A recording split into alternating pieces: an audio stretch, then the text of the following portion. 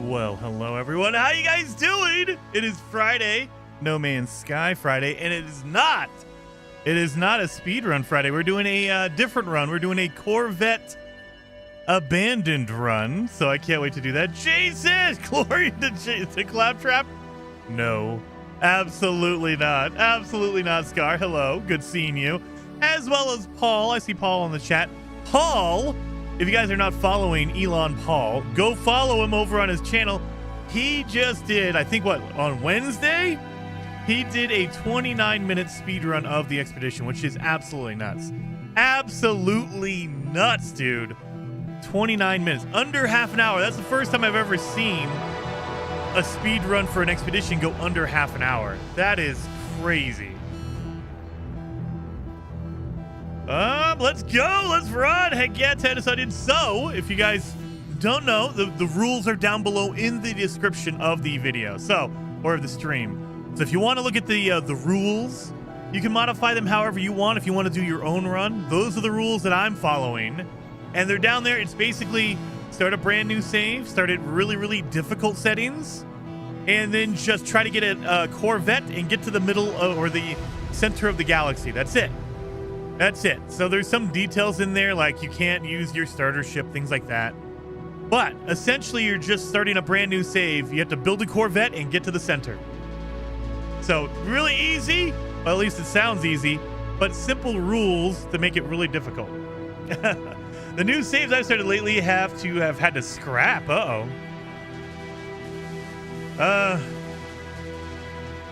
Jason, you made a mistake. You said turn off. But I say, turn of? Yeah, do an extra F in there. Turn off tutorial. Thank you. Gaming Legends. Are portals allowed? Yes, Charles, but you have to get 5 glyphs before you can use a portal. So it kind of makes it more difficult to use a portal. And Andy, thank you so very much for the gifted member. 07. It went to Wilder Brew. Nice.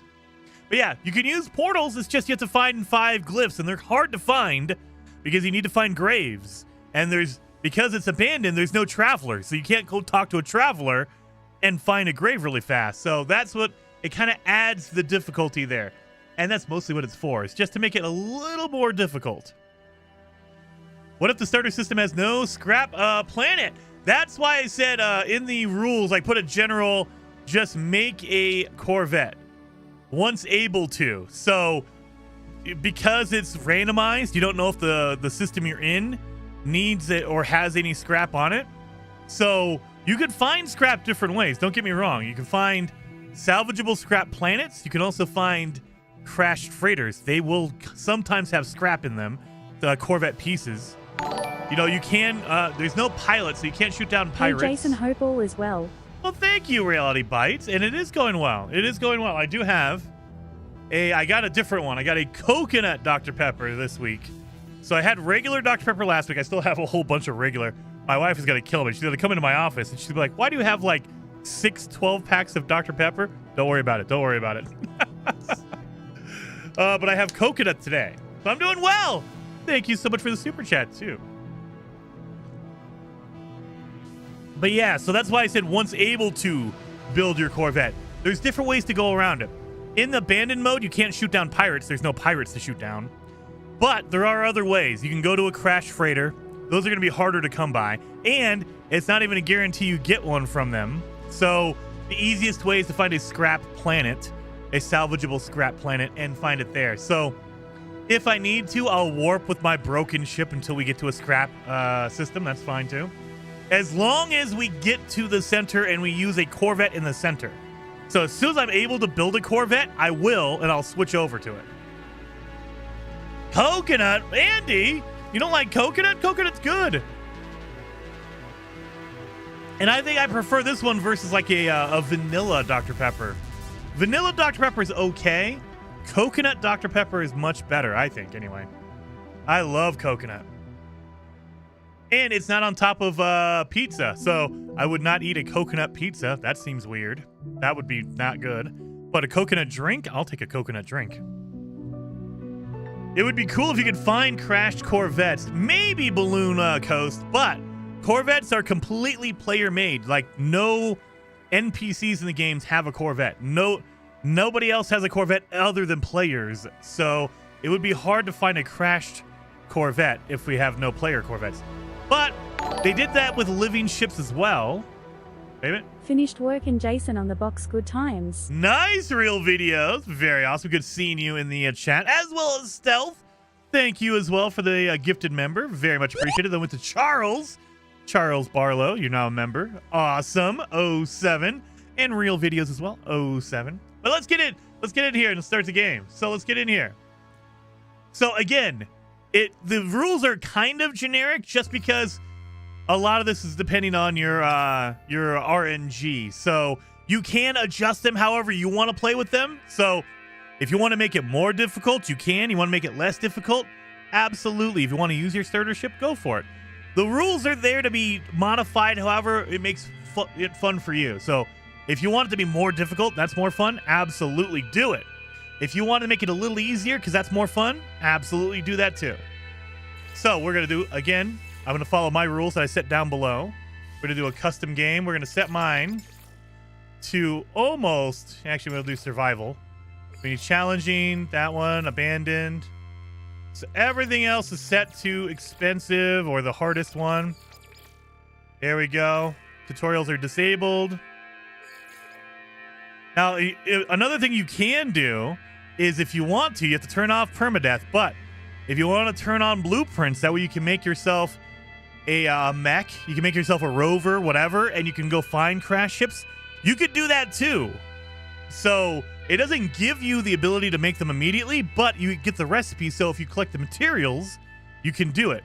We do some like Elon Paul's Abandoned Run, fast speed run. I need to slow down here. Paul's speed run for Abandoned mode includes all blueprints being unlocked. And that makes it a little bit easier because you get a mech and you get a roamer and you can look for stuff.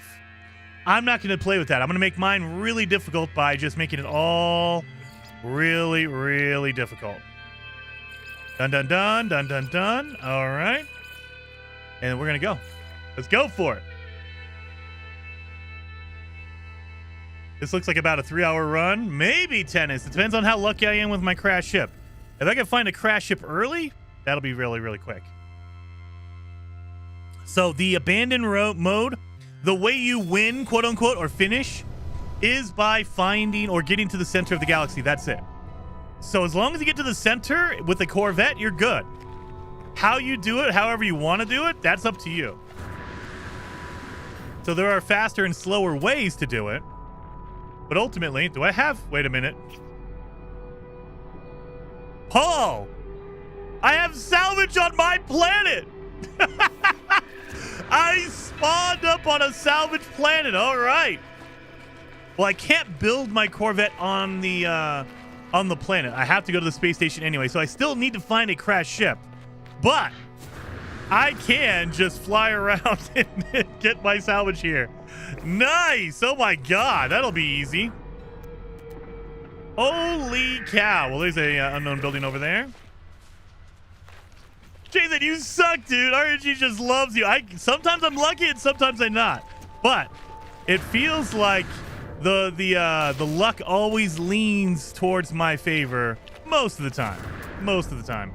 That looks like a plaque. Yeah, it's a plaque.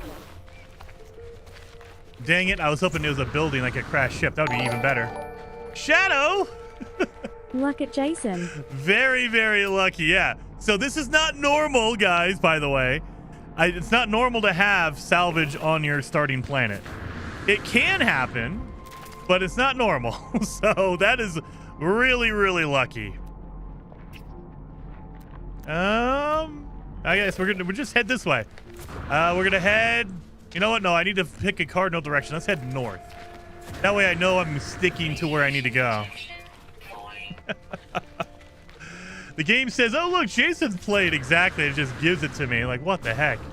That's crazy, yeah, because I wasn't expecting salvage. I thought I was going to have to repair a ship and fly to a new system to get some salvage. Nope.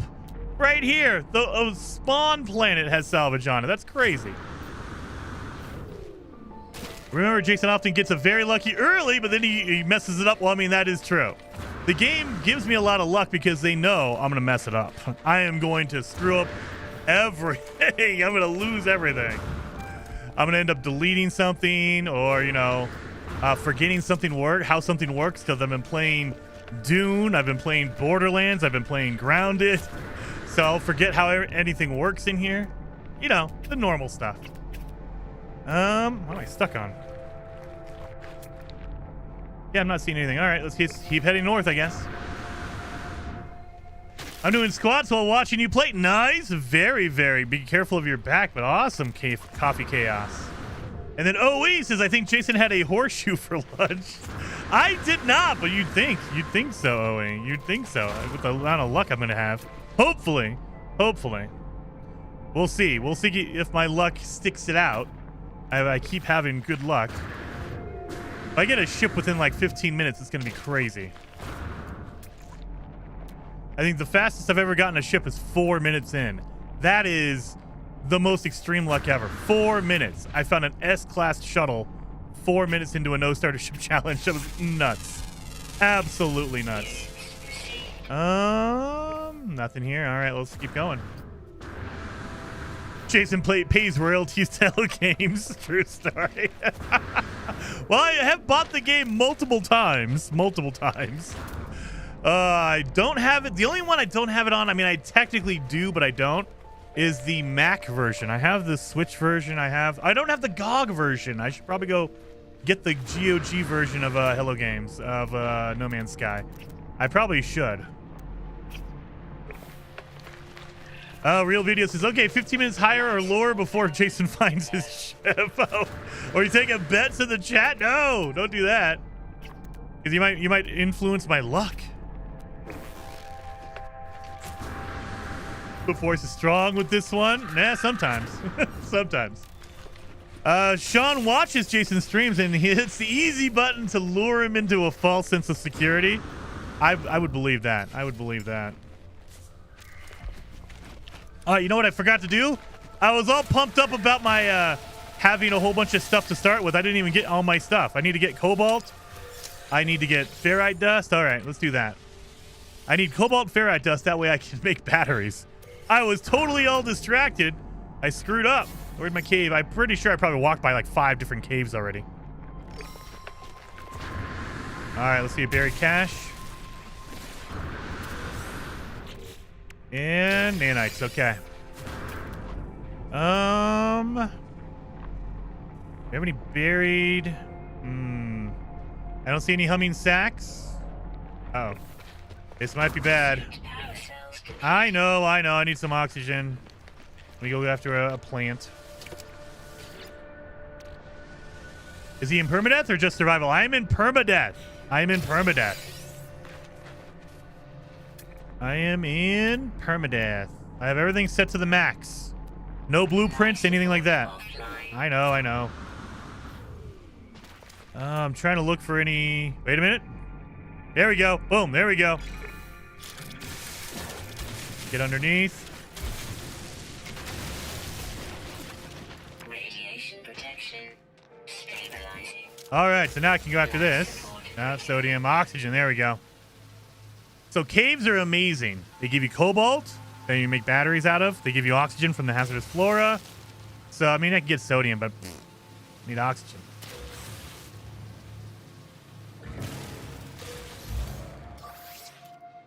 I got life support shells. I didn't even know I had them. I picked up some life support shells. Dang it. That's all right. Thank you. Let's see what we get for a secondary. Please be chromatic metal. Dihydrogen. Dang it. Of course, it's always dihydrogen. Life support shells. That's a win. Exactly. I picked one up. That's why I was going after containers. I was kind of looking for, what's it called? Oxygen. Well, hello, Dr. Paul. Nanomachines, son. Nanomachines. Too bad this can't be a Corvette only run. The only way that would happen is if Sean Murray added an enhanced procedural generation algorithm for Corvettes. I would love that, Vamad, and thank you, by the way, for the Streamlabs donation. I appreciate that. 07 Vamad. I would love that. Or, I mean, I don't know how they would put it in. Maybe they can add a starship building, a Corvette building module on like a trading outpost or a planetary archive. Because then we could do it. If they added in a landing platform on the planetary archives and the trading platforms, and they let you build a Corvette there, then we could totally do that. But there's no way to build a Corvette unless you're in a space station. That's the only place. So that's why it's kind of like, we have to find a starter ship to begin with, just to get to the space station. Or if they allowed us to get the what is it? The expedition item. What is it called? The teleport link, orbital link. If they let us have an orbital link that we can make, I would do that too, because then you can just teleport right up there. You don't even need a ship. You'd still need to get your Corvette parts, so that's kind of rough. Paul says, weird how you always know when Dr. Pong shows up. I don't know. No idea. I've never seen Dr. Pong. I don't know what you're talking about. Yoda Envy? Got back into the game after 5 years. Been watching your vids and stuff a bunch. Thanks for being Midwest relatable. Well, thank you for watching from the Midwest. Dude, I just did a road trip. We moved my mother-in-law across the country. I live in Colorado. We moved her 1,000 miles west or east to Illinois. And so it was like, that was a drive through Kansas and Nebraska. That was a drive and a half, dude. Oh my God, 1,000-mile drive is a long drive, but it was really, really fun. And I found a whole bunch of good stuff I need to go order more of. Pineapple Mountain Dew. I've never seen that before. Dude, Pineapple Mountain Dew is surprisingly good. So I found that. I think I found that in Nebraska. That's where I live. Nice, KB Legends. You live in Illinois as well. Nice. Very awesome. What was he doing here? I mean, 129 is okay. Let's get a little bit more. We're also going to need some ferrite dust so we can make some batteries.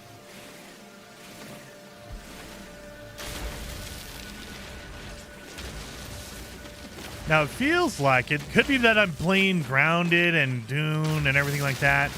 And so my perception is warped. But did they mess with the graphics in this game?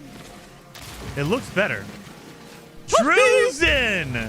07 Jason. Yeah. Just a question been meaning to ask you. Yeah. Do you think beaming down to surfaces of planets versus landing would help with your speed run times? Maybe. So I go back and forth on that, and thank you, 07 Druzen. Very, very much appreciated. I go back and forth with that because the benefit of jumping out is you're able to see where you need to go. So usually whenever I beam down to a planet in a speed run, it's because I'm looking for an item, an object, or whatever it is. So if I jump out the back, you can kind of warp your way in there. If you want to beam down, that's fine, but you have to manually like park your ship over your object, whatever that is. And so does it take more time to manually park your ship over it? Or can I just jump out and then look for stuff and fly towards it? I don't know. I mean, one of them is more fly by the seat of your pants, which I prefer. And it gives me more of an advantage because I don't have to take the time to stop and look for it.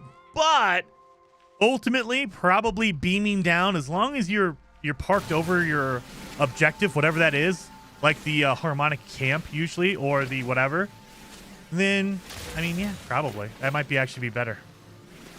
But I don't know. Yeah, it just depends. I bet you, if I had to guess, I haven't seen every Paul run, but I'm willing to bet that Paul, he jumps out. He doesn't beam down from his. But I'm not positive. I haven't seen every single run he's done. So, but I'm willing to bet a lot of people just jump out. It's more fun that way, too. You skydive, so it looks cooler.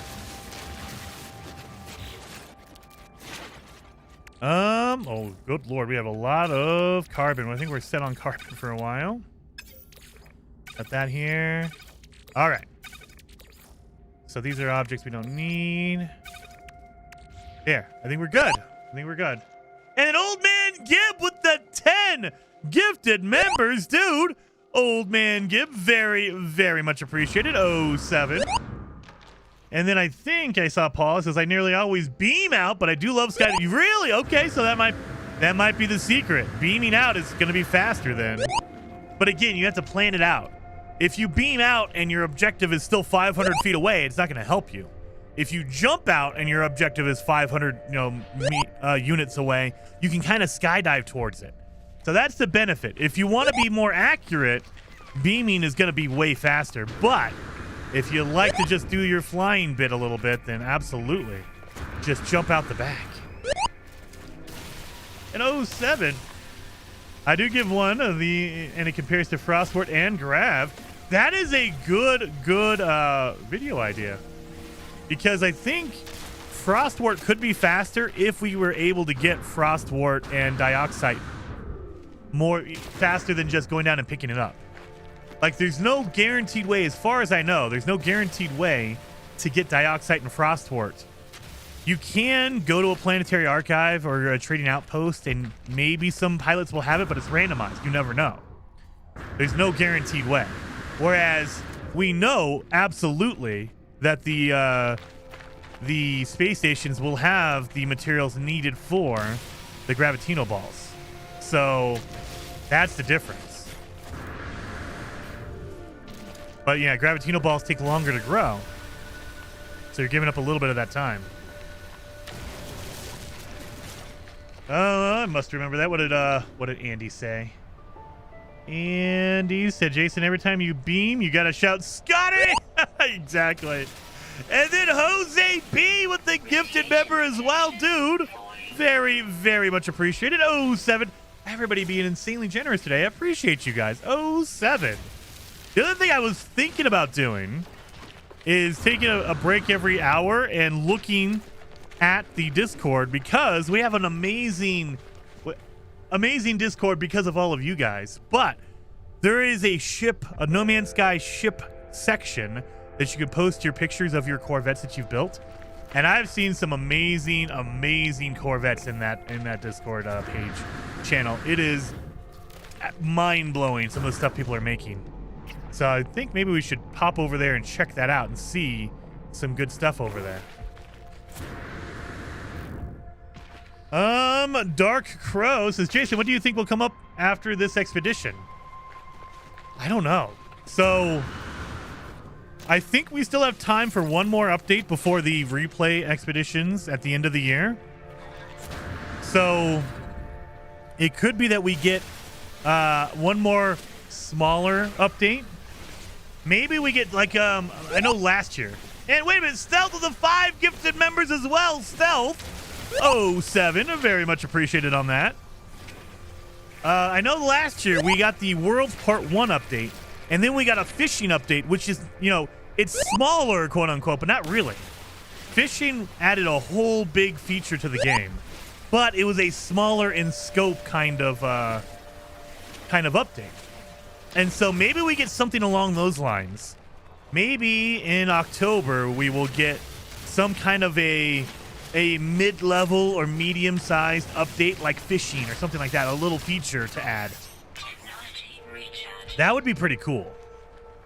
And then in the end of November, we'll get some like replays for the, usually, not always, again, this is all speculation, it's never a guarantee, but usually we get expedition replays at the end of the year. We're talking like the end of November. End of November is generally when it happens, maybe the beginning of December. And we'll get expedition replays where we can replay older expeditions. Usually it's from this year. So if you missed an expedition this year, it'll replay it. And so if I had to speculate, that's what I would think. We're going to get a medium to low level, smaller sized update in the middle to end of October. And then we will get the replays the end of November-ish, maybe beginning of December. That's what I think. But as for what it's going to be, I have no idea. No idea. I've been out of ideas for like the last year. I thought for sure they were almost done. I was like, there's no way. There's nothing else they could add. They added in a whole new ship builder. They've added in Worlds Part 1 and 2. So who knows, man? The sky is the limit, literally. Literally, the sky is the limit. There we go. I know. Here we go. Boom. Technology recharge. Need to get some more oxygen. No, not seen any buildings around here.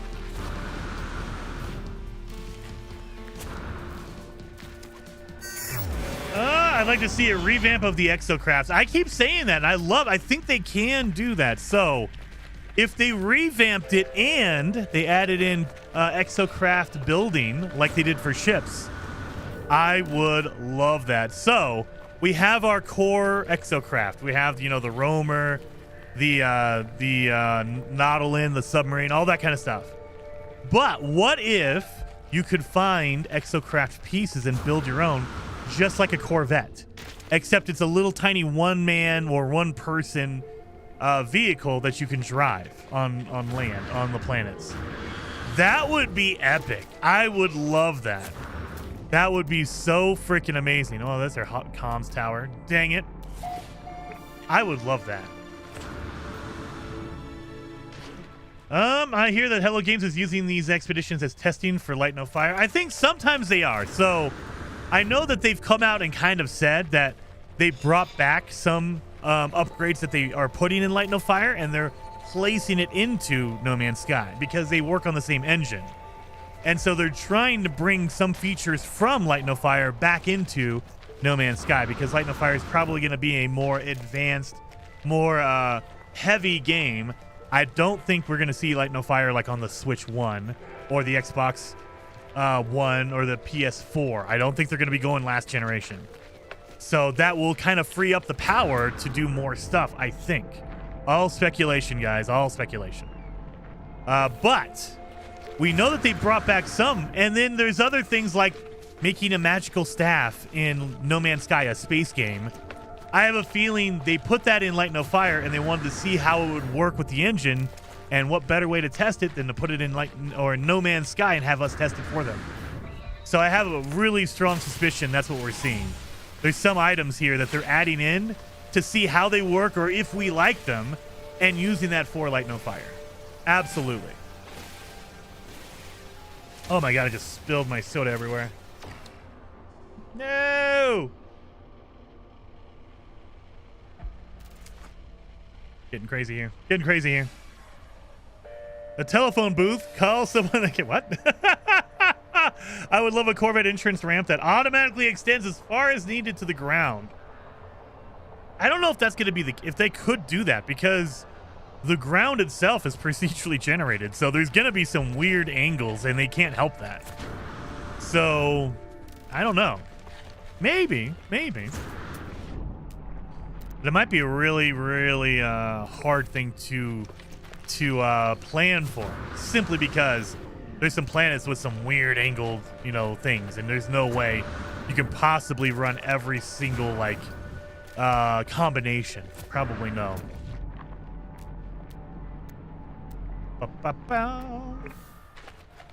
No Xbox One, ouch. I guess hands in pockets again. Think you need to upgrade to PC. Real videos, what? I mean, I get it.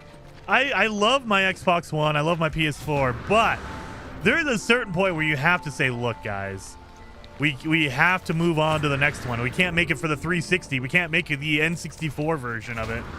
There's going to be a cutoff point. And I think we are, like, for me, I think we're at that point where it's like, look, PS4, Xbox One, awesome machines. But there are limitations and we need to move on.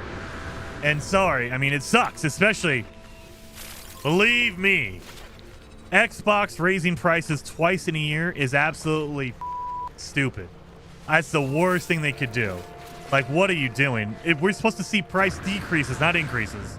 And they can blame it on whatever the hell they want. I don't believe that for a second.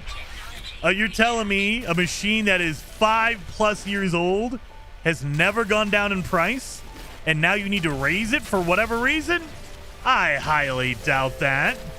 I have a feeling you could have lowered the price, and even worst case scenario, keep the price the same. You could say, well, we were planning on lowering the price, but weird economic stuff is making us keep it the same. But increasing it? I don't know about that. I have a hard time believing that. So that's kind of BS. I'm with you on that.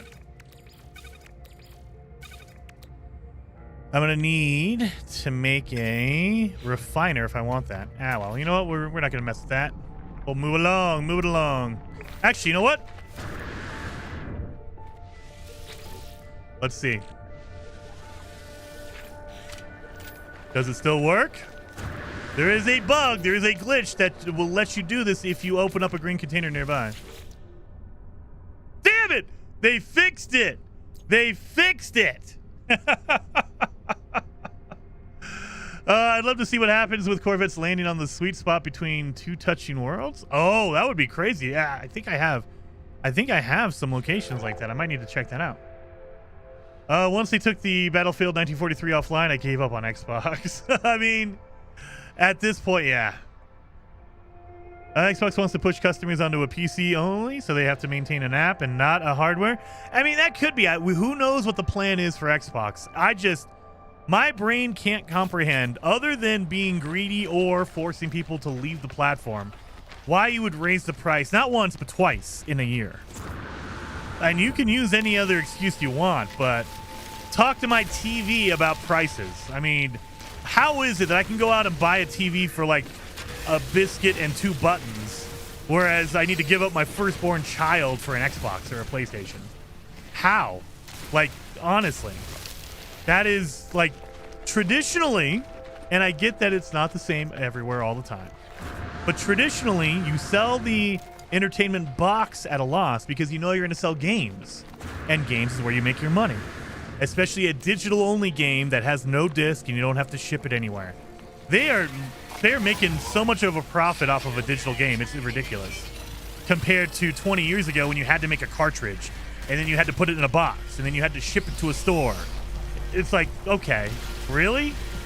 So I have a hard time believing that they are needing to raise the price. They want to make more money for sure, but why? Why would ultimately, I don't know how that works out other than squeeze more money out of people. I don't know.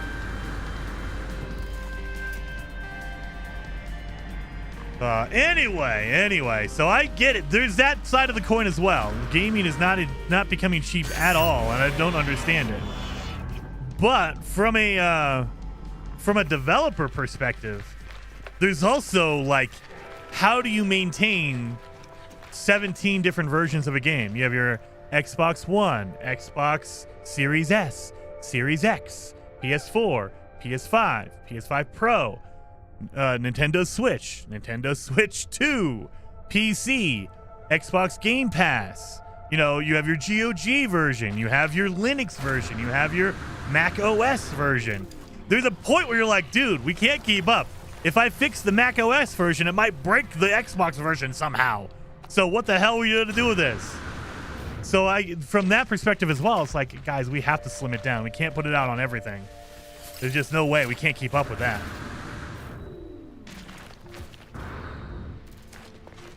And see, I told you it's going to be a 3-hour run. Dang it, no! Might be. I'm getting distracted, you guys. Holy cow, that's taking a long time to break this thing. I don't remember it taking this long. Maybe it's because I haven't had a lower powered... Was there only one finger here? Literally metal finger. One finger. Look at this, there's nothing. That was just the one? All right. That's why I love my Steam Deck. I can play everything on it, and it looks on the big screen and portable. Nice. Rosa, exactly. So, and Rosa, I don't know if you saw, Xbox is losing their damn mind. They launched their Xbox Portable for $1,000? Okay. I know that everyone uses handheld. They play games in different ways. But in my mind, a handheld was a addition to. It was a supplementary thing. You had your Xbox One and your Nintendo Switch. You had your PS4 and your Nintendo Switch. You know, it was a supplemental thing. It wasn't the replacement. It wasn't like a thing to replace your Xbox with. But I guess Xbox is going that route because $1,000 for a freaking handheld is just, that's mind-boggling. What the hell? You could have 5G copper instead. Maybe. My eyes aren't up to playing on a handheld. I mean, and that's the thing. There's going to be some people who only like playing handheld, and I get that. However, a handheld system is not a replacement for a console at home. And most people are going to play it in shorter bursts. You're not going to be playing it for like hours like you would on a console in a chair with a TV. And so it's just like, I don't understand.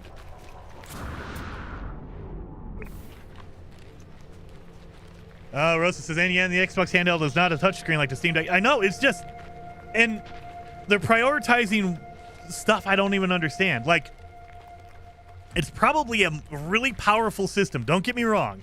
It could probably run games amazing. But that's not what a handheld is for. Like, it's not going to compete with the Xbox like S or an X. It might compete with the S maybe, but my S isn't going to run out of battery. Like, I mean, it's just like, why? It should be a battery conservative. Like, okay, it's not gonna drain your battery after 5 minutes. It needs so much power to run this thing because it's beautiful. It's more of a, hey, look, this is what you take out when you're on a road trip or whatever. You're visiting family for the holidays and you want to grab that thing. At least that's how I've looked at them traditionally. Maybe I'm wrong. Maybe I'm an old man and everyone now wants to play on handheld. I have no idea. But I don't see that being viable. PC rules. After the Atari, I just went to PC and I've never looked back. Old man Gib, I am gaming more and more and more on my PC and less on consoles and on handheld. I really am. I prefer this. I'm an old man. I like to sit in my comfy chair. I like to look at my screen and I can make it bigger if I want to. That way my old man eyes can see stuff. I have settings on my PC, so if my PC's older, I don't have to worry like, oh, it's only going to run it at 30. I can just lower the graphics and get it to run at 60 if I wanted to. There's a lot of benefits to PC. And the big benefit of console was it's cheaper. Okay. It's cheaper, easier. You don't have to update drivers and stuff on your Xbox or your PlayStation. You don't have to spend $1 million on it. That cheaper option is slowly going out the window. When you have to pay $800 for a console, that's crazy. Or $1,000 for a handheld, that's absolutely nuts. Like crazy. So, I mean, I don't know. Like, when I was a kid, all I played was console until about 8 years ago. I played console. I was always a PlayStation or an Xbox kid. I was a Nintendo kid. I love console. But it's because you can go out and grab a console for cheap, and it was easy. Now, it's still kind of easy, even though kind of the settings, like quality mode or performance mode. And now it's, you know, pay $1,000. Oh, you want a disc drive? Oh, that's going to be another $80. You want to actually own your disc? Oh, man, we're going to have to increase the cost of discs. Nuts. I don't understand any of the price issues. I know. I paid twice the price for my graphics card as the medium to high end of the Xbox console price as it sits now. Yeah, I know. Well, and that's the other thing, too. GPUs are getting outrageous as well, dude. And thank you, 07, by the way, Vaccine Cat. Very, very much appreciated, 07, for your super chat.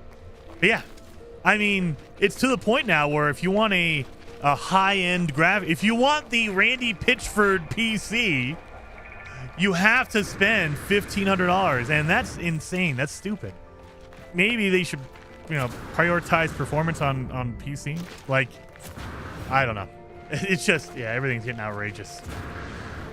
I'm telling you, I have a 4070 Ti Super, man. That was, at the time, it felt like an outrageous price. I think like 2 or 3 years ago, I spent like $800 on it. I think it was $800.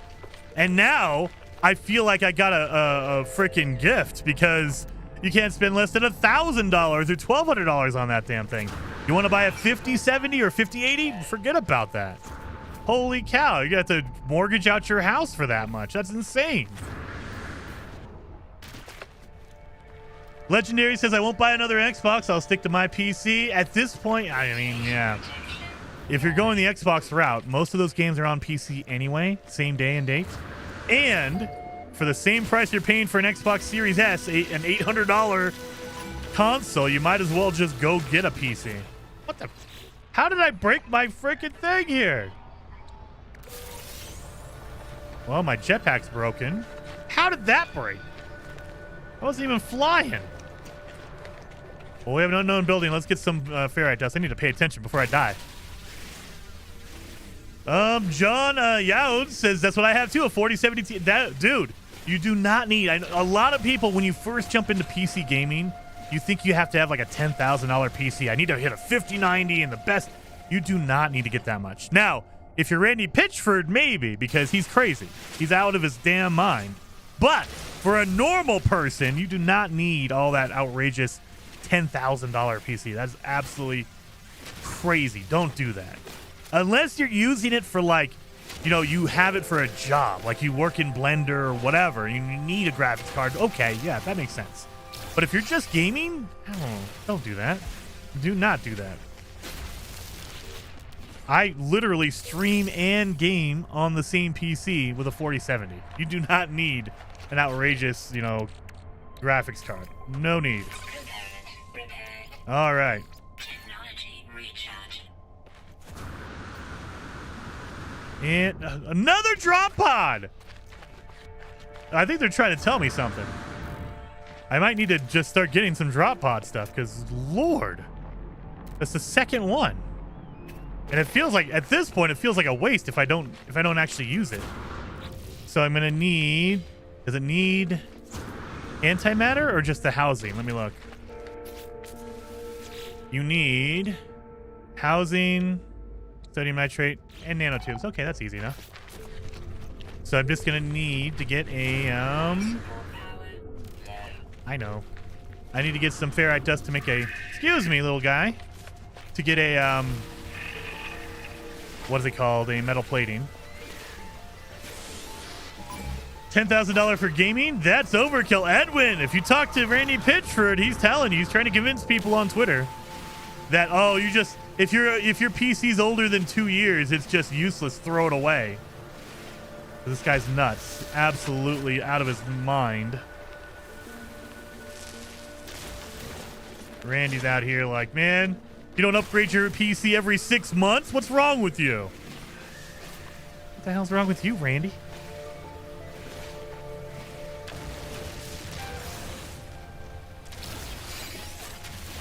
All right. Boom, boom. All right. Let's make a metal plating. I don't have any oxygen, so I'm going to need oxygen. Want to give me oxygen? Anybody? Do you have any plants around here I can grab oxygen from? No hazardous plant? Really? I couldn't land on a planet that had exploders? No? Oh, I don't have that, so let's fix that real fast. Let's see if I have oxygen nearby.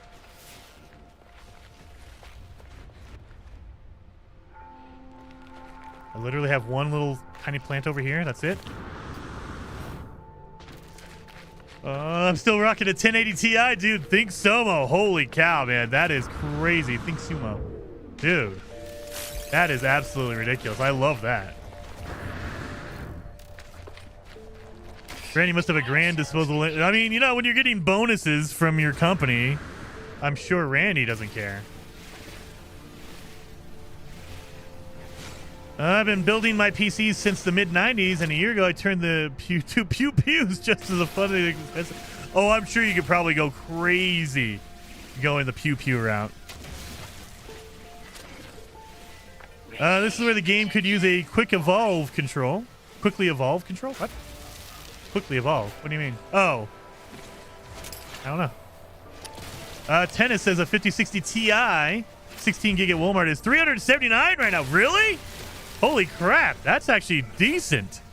I think, is that MSRP? I think that's MSRP. I haven't seen a GPU at MSRP in like forever. Like 87 years. Weirdest size contest ever. No, mine is smaller. Live support chasing. Oh, I'll get there, Ed. I'll get there. I'm trying to not move. That way I can get a little bit of Oh, it took all of my oxygen. Well, son of a gun. I only wanted to take a little bit. I guess we're taking all of it. Come on.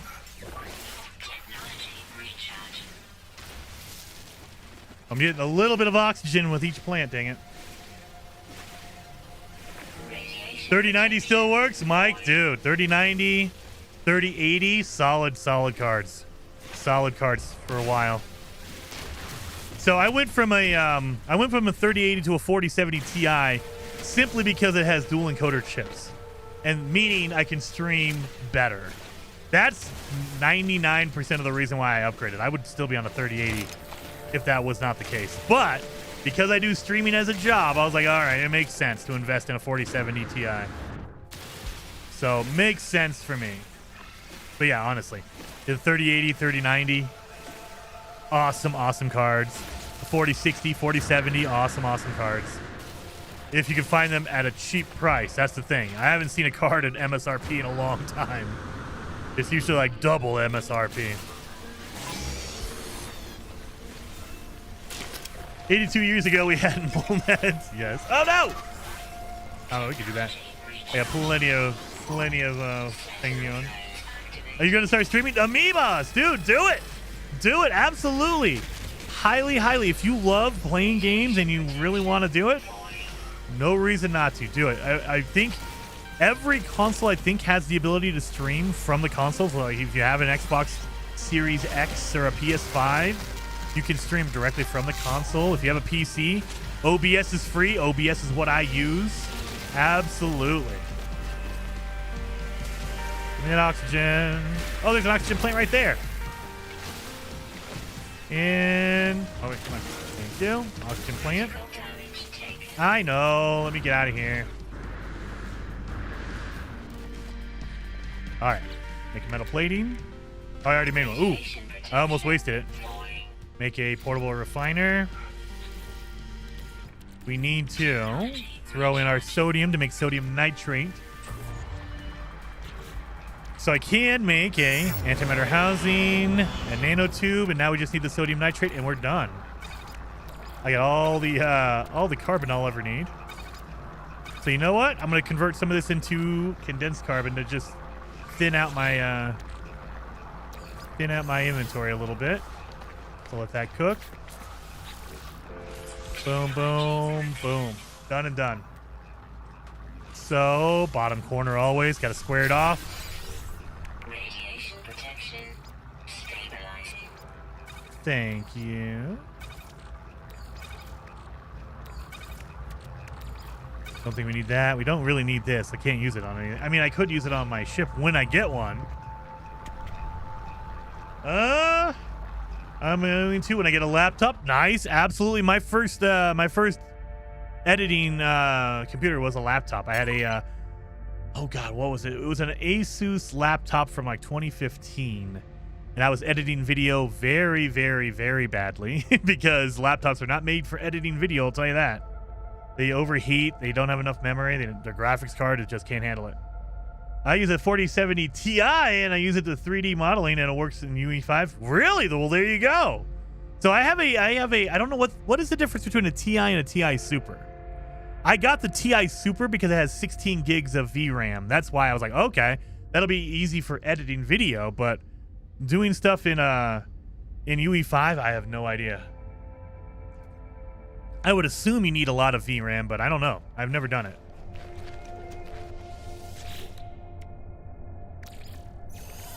And chuck in some carbon.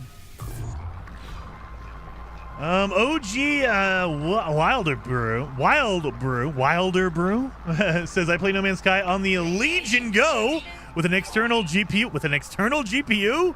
Holy cow, that's hardcore. James says the Asus Tough works really well from my experience. Any heavy duty tasks? Nice, heck yeah. The cost of sending your son to Japan was worth it. Did you go? I had my son buy my 4070 Ti in Japan and send it to me. I paid like $265. Holy cow! That is absolutely insane for a 4070 Ti. Absolutely, that might be worth it. Like, hey, you know what? While you're there, Enjoy the sights and everything. Send me a 4070 Ti. Holy cow, that's crazy. I designed Infusion 360 for 3D printing, and my 3090 rocks for that after a few years. Dude, Drew, that's amazing. I think the 3090 has, what, 24 gigs of RAM? VRAM? Absolutely worth it. Absolutely. And, I mean, it's an older card, but it's still solid. Solid. All right, I think we're okay. I think we're okay. Got everything set up here. No oxygen. All right. Not empty. How are you not empty? Really? You can't pick it up if it has something in the output? It used to be you could pick it up if it had something in the output. What the hell? What do they do? Not going south. We're going north. Okay. All right. Let's keep going. Let's keep going. Boom, boom, boom. Got a whole bunch of scrap. The thing is, I don't want to pick up the scrap now because I don't want to get rid of objects in my inventory. I need to get my ship. That way I can have that going. And then just fly around and grab some scrap and make my Corvette.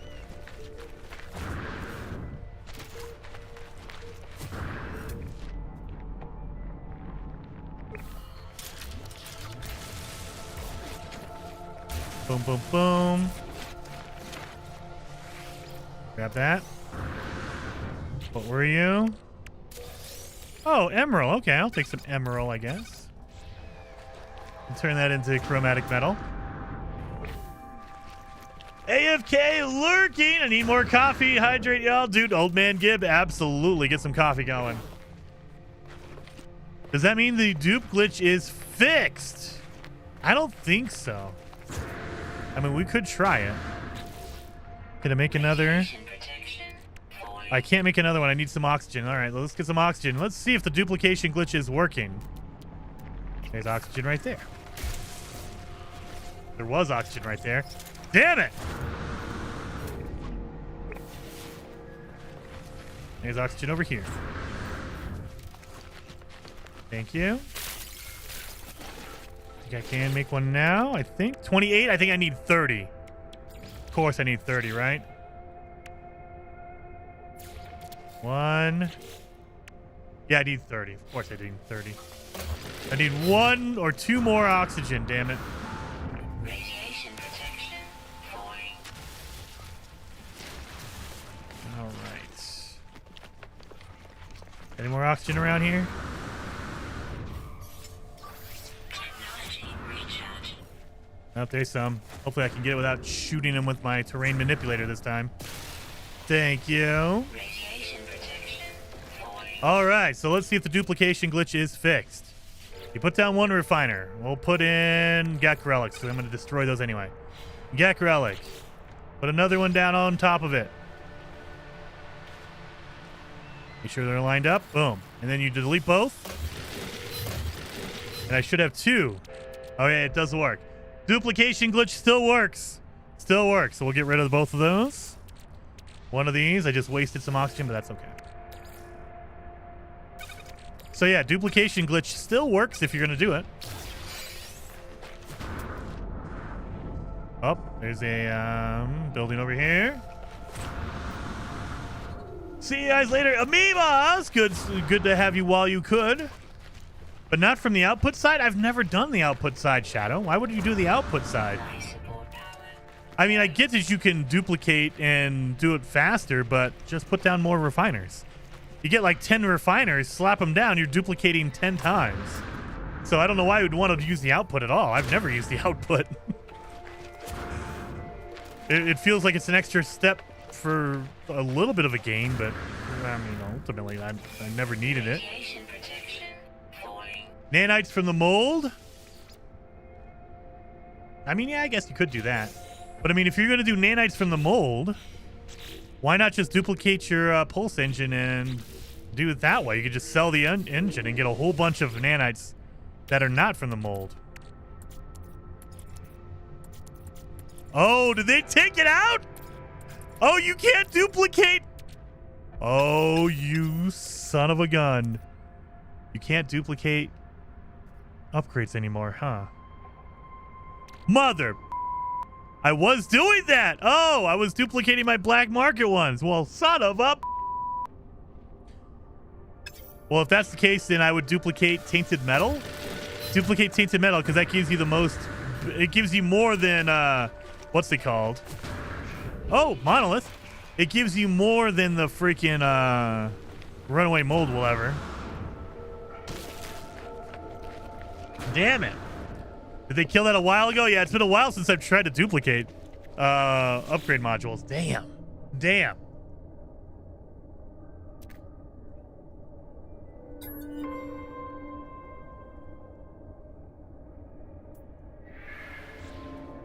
I failed that one. That's all right. We'll find another one. I should have shot the animal. Radiation protection falling. Does he have a bleep button handy? I do, Charles. I can beep whenever I want to. And the secret is, I usually don't say the word. I'll just say, I can bleep whenever I want to. I mouth the word, but I don't say it. Critical damage taken. Well, there goes that run. How is that? How did I... How? How? Well, there you go. Dead on that one, and it was a permadeath run, so that one's dead. All the way dead. So while I've died, let's go look at some cool Corvettes. Let's go look at some cool Corvettes in my Discord. If you guys want to, go over, join the Discord. Let's zoom in on some of these. Look at that. The Voyager of Violence. There we go. Look at that. And this is from Mr. Issues. Mr. Issues posted this one. Look at that. I like the back end on this one. Look at that. That looks really, really solid. I like that. That looks really, really good. Mr. Issues. We have the Millennium Falcon. Oh my God, what is going on here? Magico. Why do you post the same thing 1,000 times, man? All right. Oh, there you go, Magico. Look at this. That is a more rounded Millennium Falcon. Look at this. Look at that.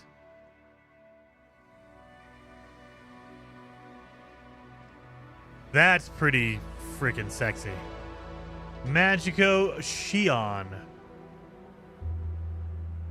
It's mind-blowing how people build these. I know, Coffee, I know. I'm going through, I'll go through and look at these, and I'm like, how? How the hell? And they're glitching in. You can see he's glitching in a piece, but they're placing them perfectly so they can actually be a perfect circle. Look at that. That's so good. Then we have M. Walker, Corvette Paradise. What is this? Corvette over Paradise World. Okay. Look at that. Look at that. That's a really cool one. It's like a turtle shell. I like that.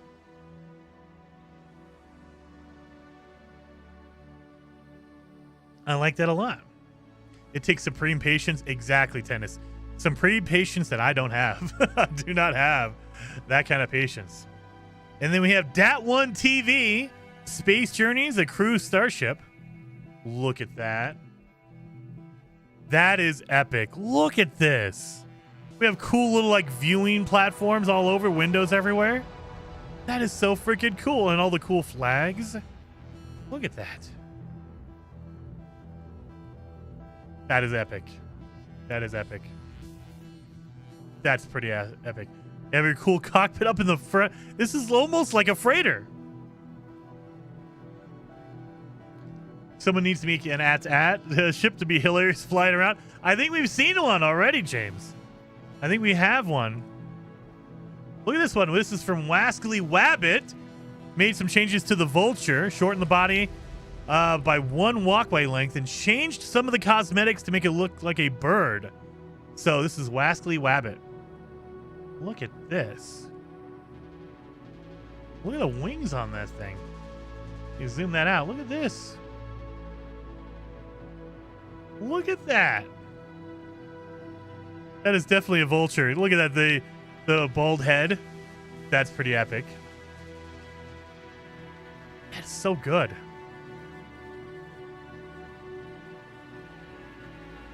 Oh, and then we have Admiral Luna of Wolves. My first attempt at a pod racer. That's a pod race. Now, this is pod racing. Look at this. Let me zoom this out even more. Oh my God, these pictures are getting too big. There we go. That'll work better. Look at In that. abandoned runs, they can replace freighters. That would be awesome. Actually, you know what? That would be awesome. Instead of having a crashed freighter, maybe have a crashed Corvette. That would be epic. You know what? That's actually a really, really good idea. And have like maybe a Corvette pop in. I mean, no, because there wouldn't be anybody there in an abandoned mode, so it'd have to be a crashed one. But yes. Yeah, this is a pod racer. Look at this. That is so freaking awesome. There you go. So good. And then we have Wascally Wabbit, Thor's Hammer. Look at this. Look at this ship. That is absolutely crazy. Made a hammer ship. Thor's Hammer. Look at, oh my God. The engines are the bottom of the hammer. Absolutely mind-blowing. How if a Corvette was a Sentinel ship? Maybe if they could. There's different ways they could do it. There's different ways they could do it for sure. Christian Stern with the 5 gifted members. Thank you. And Tranquila, thank you for the 9 months of being a member as well. Very much appreciated on that. But look at that.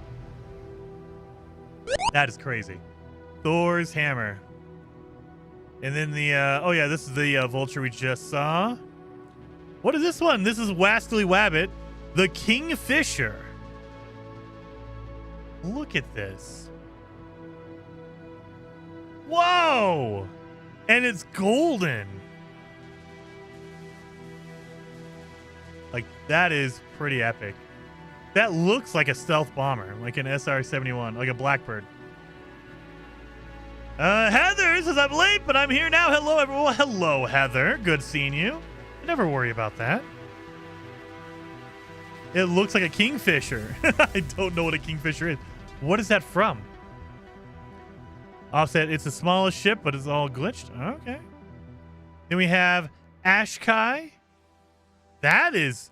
Oh, I like this. This looks like tank treads on the front. I like that a lot. That's pretty epic. It's a bird? Oh, okay. It is called a Kingfisher. How do you get those colors, though, Charles? You can invert some colors. So they give you a preset color combination, but there's an option to invert colors. So instead of being orange and blue, it'll be blue and orange. And that's how a lot of people, they get different color schemes going. That is so awesome. And then what is this one? This is from Mercutio LSR. Built a cruise liner called the Sasha Hine. Sasha Hine. I have no idea. But look at this. It's a cruise liner. Look at this. There's actually a freaking thing in the middle. That's like a bar in the middle of the ship. That's crazy. Look at that. They got a bar set up in the middle of the ship. You missed Jason killing himself in permadeath after an hour. I don't know what you're talking about, Paul. I have no idea what you're talking about. I've never done that. Never done that ever. An open deck. Dude, that is crazy. Like, I never would have thought to make a multi-level with an opening in the middle. Open air middle with a bar. That is so cool. And then we have from Silent Mike... Finally made something I like. Oh, it's a very dark picture, but I like that. There you go. Okay, look at that. That looks really sweet with these engines on the back. Look at that. No Corvettes on Switch 1. Frowning face emoji. Nope. Yeah, no, Michael. So I really do think, and thank you for being a member for 10 months, by the way. I do think that they tried really, really hard, and that's why it took so long for the update to even come out on the Switch. I think they were trying, and they just said, look, it's not going to happen. We can't do it. We've been optimizing it, and it just will not work. So sorry, Switch 1. But on Switch 2, it's there. It's not on the Switch 1. He would never do that, and Paul, just like he never reads my chat. I never read your chats, Oe. Never. And then the Rusty Freighter. Whoa, what is this? This is from Angus McFive. Look at this thing. Look, I've never seen an engine set up in a circular pattern like that. That is crazy. I keep saying that's crazy. That is interesting. That is different for sure. I have never seen an engine pattern like that. And it's just like the cool little hammerhead on the front. Like, that is pretty epic. Look at that. Toasty! Fat Thor! Thank you so much for the super chat. Very, very much appreciated. 07. Dude. And then the Mercutio LSR. Newest Corvette, last pick if you're wondering where the cockpit is. Okay. Okay, the engines are gold and it's red. What is this? Look at that. Where's the cockpit at? That's a Jason build right there. Put the cockpit in the middle so you can't see anything out of the cockpit. You have to fly this one in third person for sure. So the cockpit's like right in here.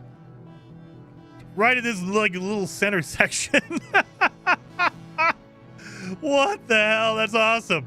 Right in here. Hey, Jason's friends here decided in a poll that he needs to do a permadeath no NSS challenge because they know he can never beat me. NSS. What's the NSS? No Man's Sky Sun? No starter ship? Oh, a permadeath no starter ship challenge? Paul, I've done it in 4 minutes. 4 minutes! You can't beat me. I have video evidence of it. You can't beat me. 4 minutes, man. Fat Thor with the 5 gifted members. Very, very much appreciated. 07.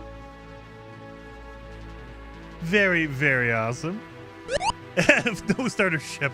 I know. I just can't read. I don't know all the lingo you kids are using nowadays, Paul. I like this one. It's kind of... The different color scheme is cool. I don't know if I like the yellow or the golden engines with the red. And then we have... What is this? Blackheart John. What is... He literally made a cruise liner. Look at that. It has a deck on the bottom, the second two. Oh my God.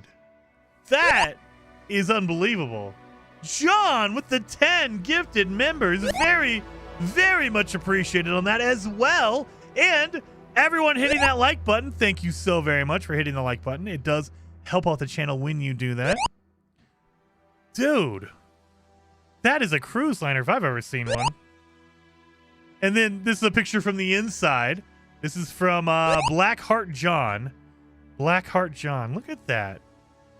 There's a picture from the inside of this cool ship right here. Look at big old cruise liner. I say to my daughter, "What's up, fam?" in front of her man. There you go. Yes, exactly.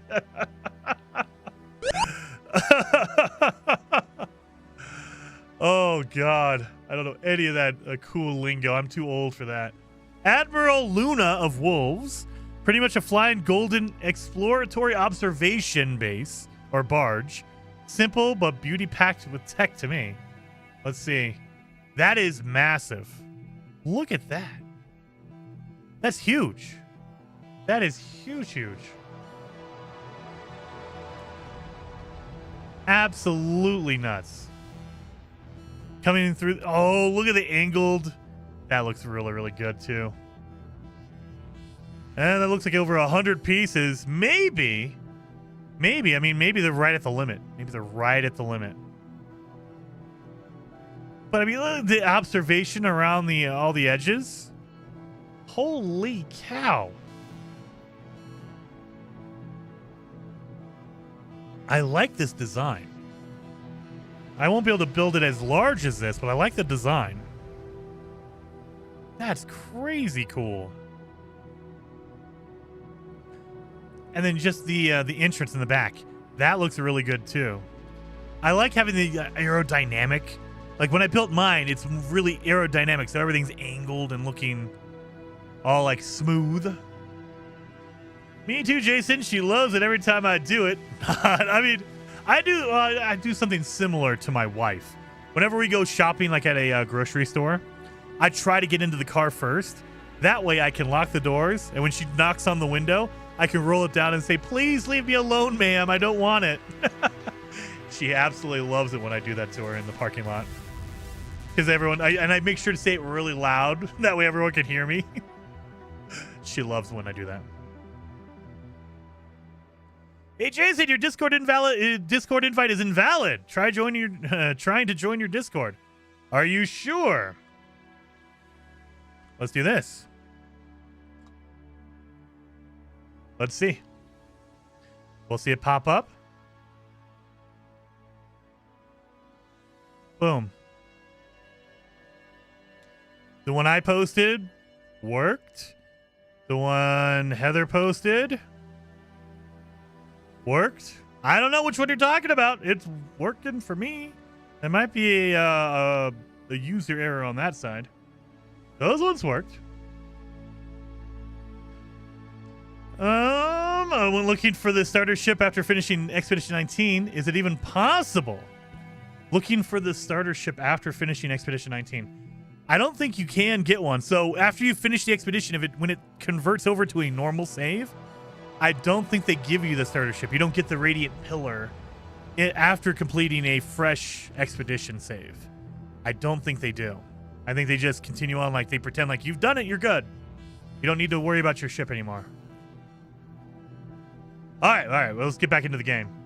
Let's get back into the game. There we go. And we'll pop into that later on again. But let's start over again. Permadeath. Dun dun dun dun. Dun dun dun dun.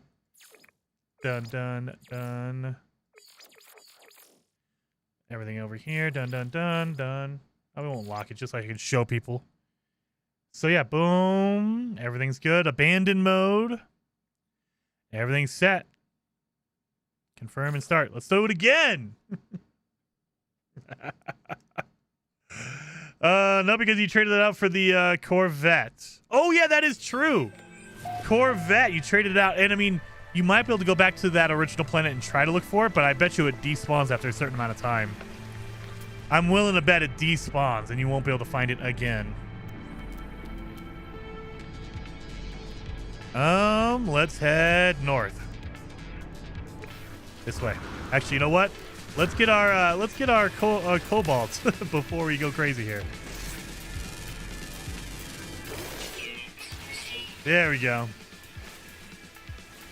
I didn't do it. I guess I'm SOL. Dang it. Boom. The one on your website doesn't work. One on my website. Okay. Well, I'll definitely update the website then.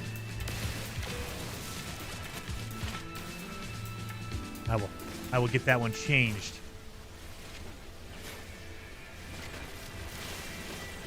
Now we're not inside the cave, but it looks like the hazard is not that bad, so it should be fine.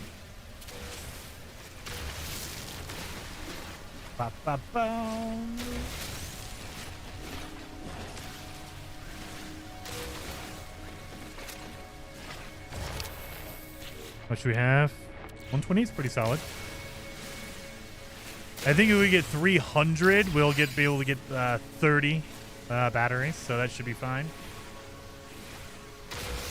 And then Stealth with the gifted member, very, very much appreciated. 07. That went to Limatsuki. Very, very awesome. 07. Has anyone tried giving your Corvette to your wingman? I want to have a squadron of Corvettes. I don't think that would work, but I haven't tried it yet, so I don't know. I don't know if other NPCs can take your Corvette and actually use it. They might take it and then it disappears. So I don't know. But that would be interesting. Yeah, you just give NPCs your Corvettes, like build them custom Corvettes to use. That would be interesting. But I would be afraid that they would just instantly just disappear. Like they would accept it, they would take it, and then they would just use their other ship. Like the Corvette would just disappear. That would be my guess. It is definitely worth a test, exactly. Tuck says, have you played India in the Great Circle lately? I have not. I just started on my new PS5 Pro. Nice, very awesome. I bet you it runs pretty smooth over there. I have not played Indiana Jones recently, but I've heard that the new DLC, the Shadow of the Giant, is really good as well. I haven't gone back. I need to. I haven't gone back. I've been playing, like, there's a million games out right now. I've been playing Borderlands. I've been playing Dune, Grounded, Chronos, The New Dawn. I'm going back and playing that again. So, yeah, I've been distracted with a whole bunch of stuff. All right. Let me get some more ferrite dust. I did play it before. Yes, I did play it before. So I think I played it back in December when it originally came out on the Xbox. But I have not played it recently with the new DLC as well.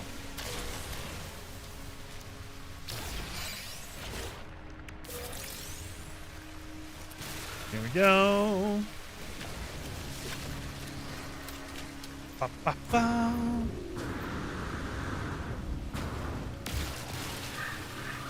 No exploder plants here, dang it. And you'll notice no salvage on this planet either, dang it. I squandered my good start. I had one game or one spawn point where I'm on a salvage planet. Dang it. That's okay. It happens. It happens. Heather Gas following me.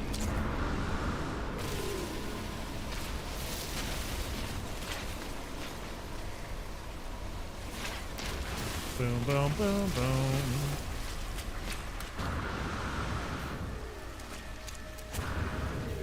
Boom, boom, boom. Have you seen Baby Steps? I've seen it. I have not tried it. It looks like it might be frustrating. I don't know. It's one of those games where you have to push buttons for each, like, moving your leg and planting your foot.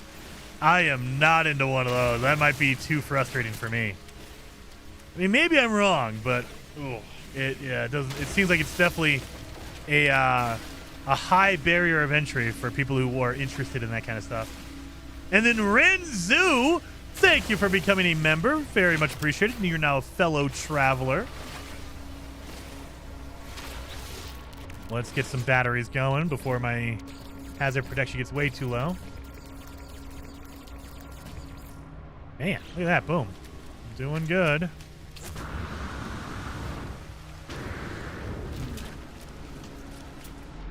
And, well, we have a cave down there, but we don't need a cave. We need a crashed ship. Let's keep going here. Let's grab the sodium in case I need that for later.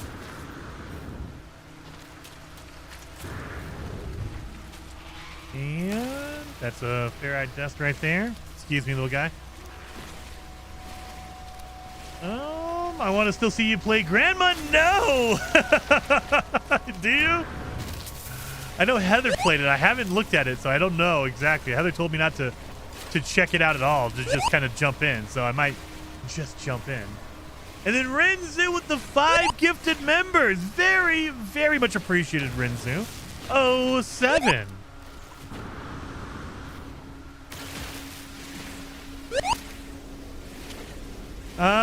Catalyst Reed says, Jason, where in your Discord do you post the Corvette pics?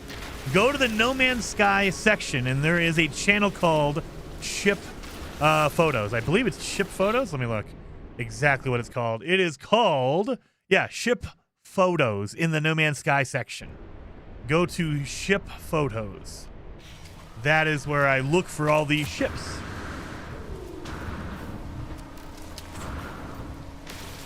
Nope, that's good. One over here. Grandma No seems like you're kind of chaos. I mean, it sounds like it. I've seen little bits and pieces, but I haven't really looked for it because Heather told me don't watch videos or tutorials or anything. Just go right in because it's really, really crazy. I was like, okay.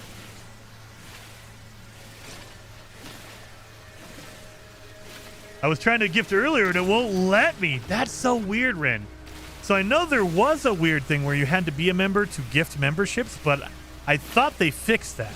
But maybe not. YouTube's gonna YouTube, I guess. But you should be able to gift without being one yourself. However, if YouTube's gonna be weird about it, I don't know. It's all for them. And then Owen says, Jason, you would love Grandma No. I see a nonstop laughing Jason playing that. Oh, really? Well, maybe we'll do a sneaky stream one of these days, and I'll just fire up Grandma No and see what the heck that's about. Maybe. I gotta break myself away from Dune and Chronos and Grounded and Borderlands. I've been playing a lot of Borderlands, even though Randy's trying to get me not to play it.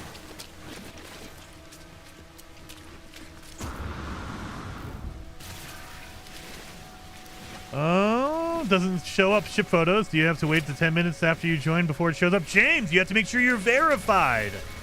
So on our Discord, we have, go read the rule page. It'll tell you how to get verified. Go get verified, and that's the way to keep out the bots. You don't have to do anything. You don't have to pay for a membership or anything like that. It's mostly just instructions to make sure that bots at least limit the amount of bots that we get into the Discord. So you have to be verified, a verified traveler, which doesn't cost anything. You just got to go follow the rules. All right. Bum, bum, bum.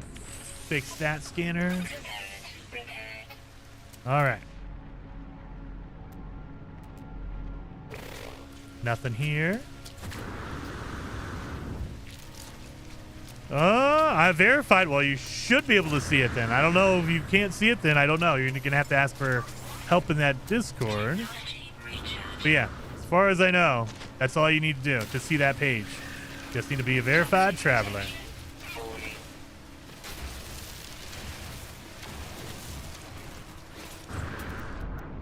Bum, bum, bum.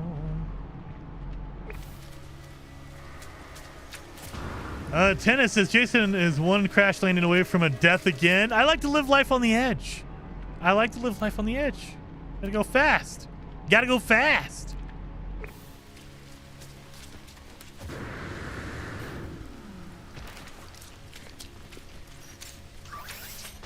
Gonna need some more oxygen. We have batteries, so we're good on that.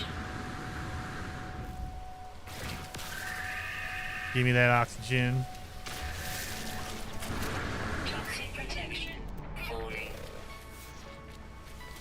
Nothing? Yeah, nothing around here.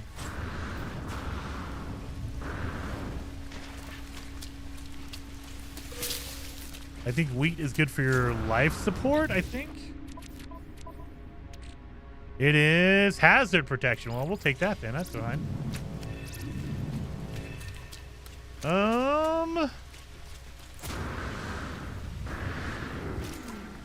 Can't you make it teleport to the station item to skip the ship? Not in normal mode yet. Not in normal mode yet. So we don't have the orbital link in the normal mode. In the expedition you can. In normal mode we don't have that. It's an expedition exclusive item. And so yeah, I wish maybe they will add it in a future patch or an update. But as of right now, you cannot get that outside of the expedition. It is not a normal item.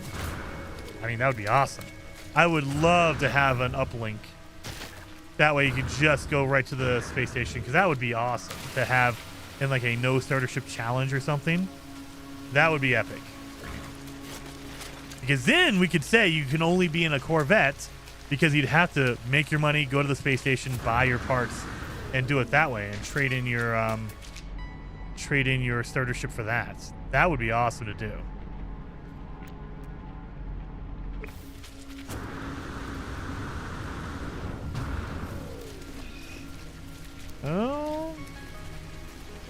Jason, did you see they added more to the patch in the experimental today for No Man's Sky? I have not seen for today. I am playing on the public version. I'm not playing on the experimental. I probably should switch over, though, and see what is going on over in the experimental. Jason, Captain Steve has some of those uplinks. I bet Ricey does as well. Now, I mean, yeah, you can save edit them. Absolutely. You could probably do a save edit and get them. But as of in the normal game, like if you're playing on a normal game without save edits, there's no way to do that. But yeah. Oh, I'm sure. As soon as the object is entered into the game, you can save edit and give yourself some, I'm sure. Technology recharge. Boom, Technology boom. recharge.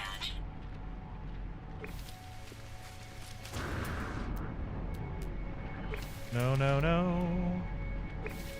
No, no, Toxic no. protection. Falling. Ross says I'm able to build the uplink after the running the expedition. I think it only worked once, but I can build more. Oh, really? Maybe it's something they're planning on adding to the game. I mean, they have added game items to the game after the expedition. So the most notorious one was the grabbing all the worm stuff. So the eggs and stuff like that. That was just for an expedition, and now it's normal, like you can grab them all in the game. So, I mean, I would love that, but I don't know. I haven't heard anything. I haven't seen anything yet. So I can't wait for that to happen. That'd be great. Playing the expedition version? Yes. Coffee Chaos says I don't have the skills and creativity to build a cool Corvette. You and me both, man. I just make a box. That's all I can make. A boxy Corvette. I spent a couple hours and I made a cool looking one, but it's still essentially just a box. So it's just a fancy looking box. Technology recharge. Toxic protection. Falling. Life support power. Low. Oxygen. Is that a manufacturing facility? Of course it is. Falling. Don't need a manufacturing facility. I need a crash ship, please.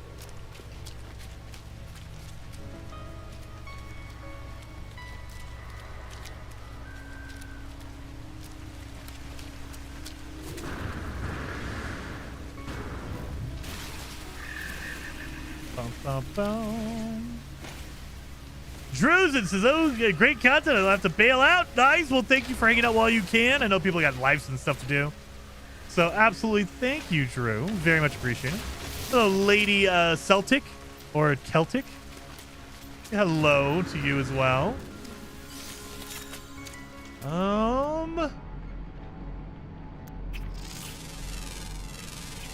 Ba-bow.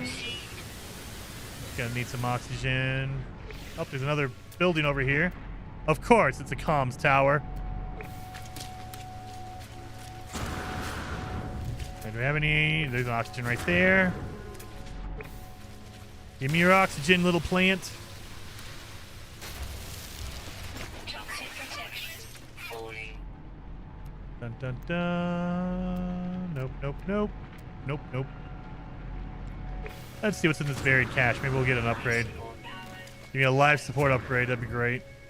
Up. Give me this little guy right here. Ooh, 2 of them in a row.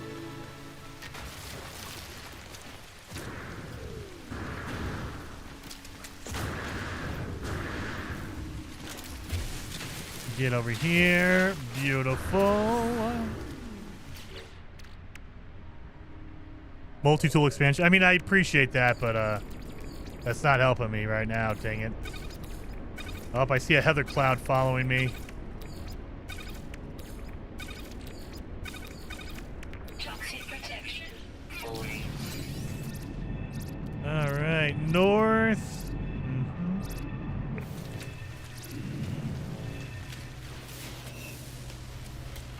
Oxygen over here. Weird plants. I don't like that. Switch needs an upgrade. Yeah, I mean, they have it technically, but it's just I think it's just keeping the version numbers in order, not adding anything. So the Switch 1, the original Switch, has the Voyager's update. It just doesn't add anything. There's no Corvettes, there's no expeditions, so it's like, I don't know. It's like, oh god. I mean, it's there technically, I guess, but kind of sucks that they couldn't do that. They couldn't fit it on the Switch.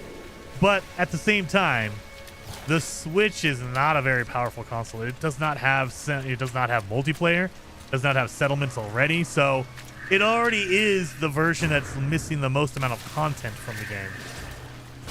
So yeah, it's like, oh, sucks.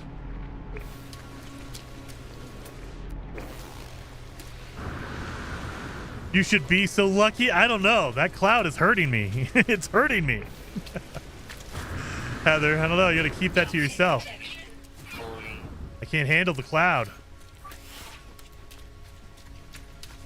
Grab the JPs. Is this life support, for the love of God?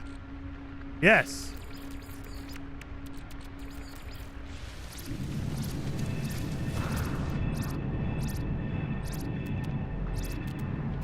Boom.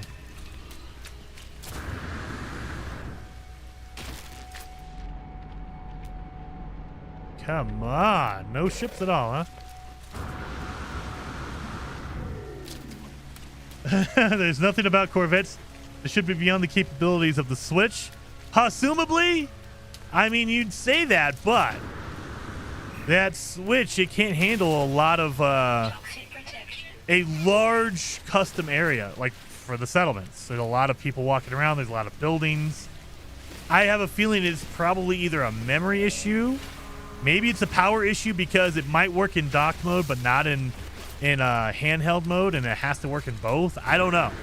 I have no idea. I just know that there's a lot of stuff that's missing from the Switch version, and so it doesn't surprise me that they can't fit Corvettes on the Switch version. Now the Switch 2 has them, but I don't know what the scientific, like how much more powerful is the Switch 2 versus the Switch. Maybe it's a memory bandwidth thing. I don't know.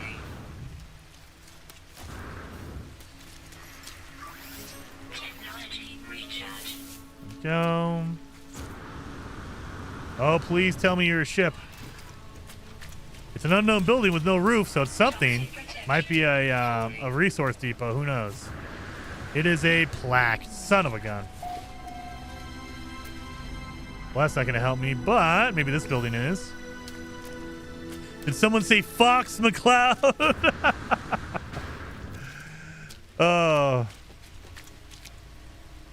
Am I the only one who hates that the Sentinels just follow you around? Hey, Tay, they have to monitor you, make sure you're being good.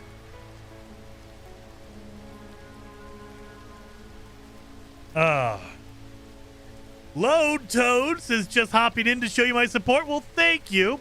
Before leaping out for the weekend, dude, enjoy the weekend, Load Toad. Hopefully you have a fun thing planned. All right. Oh, that could be a ship. That is not a building. I don't see a roof. It could just be a save beacon. It is yeah, just a save beacon, looks like. Oh no, it's a market. Oh, thank God. Toxicity, get out of here. It is a market, so might be able to buy some stuff here. Exosuit upgrade charts. Well, that's great. I could buy some copper and some silver. I get some gold. I need microprocessors. I'm gonna need to fix a thing here, so sure. I need to buy microprocessors, so I need 100,000 for each. I'm gonna need 3 of them, I think. I think you need 3 on a broken one, but I'm not positive on that. Well, let's see if I can get some money out of this.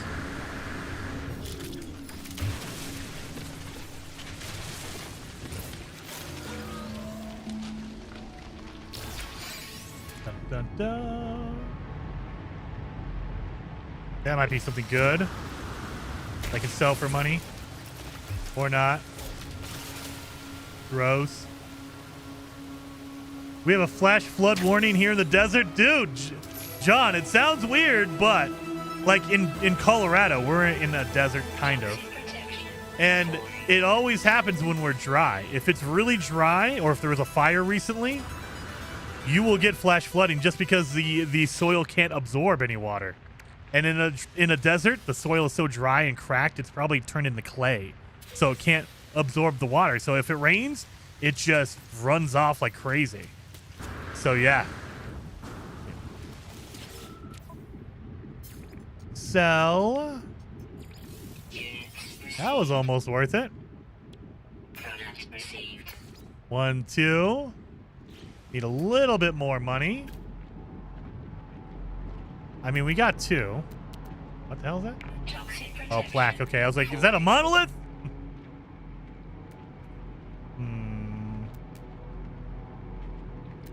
Chest and pod. Buried cachet. That might be something good I can sell.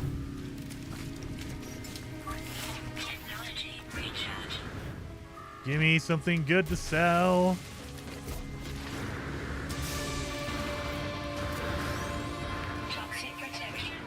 Merchant. Thank you. I got an exosuit expansion. Well, I'm not selling that. I'm going to keep that. That'll help me out. Might be something in here, but there's also buried technology right next to this, so we can grab that and make some money. Nanites? Okay, I'll take nanites, I guess.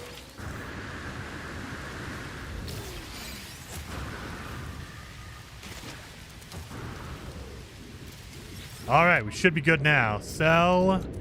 Buried tech, not the expansion. Ooh. So now we can buy one more of those. We're good. Metal plating. I mean, I could get gold. Silver. Don't need any of this stuff. We're good. We're good. There's no jellies in here. I would buy jellies. That would help. But nope. Okay. We're good. We got the things we need.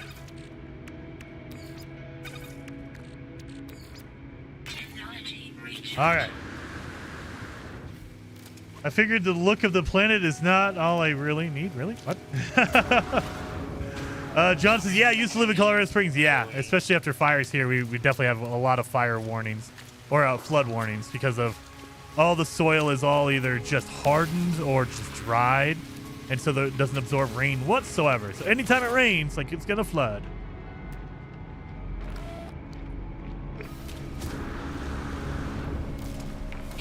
Yeah, I was born in Colorado. Nice, Leon. Nice. I was not born in Colorado, but I've been...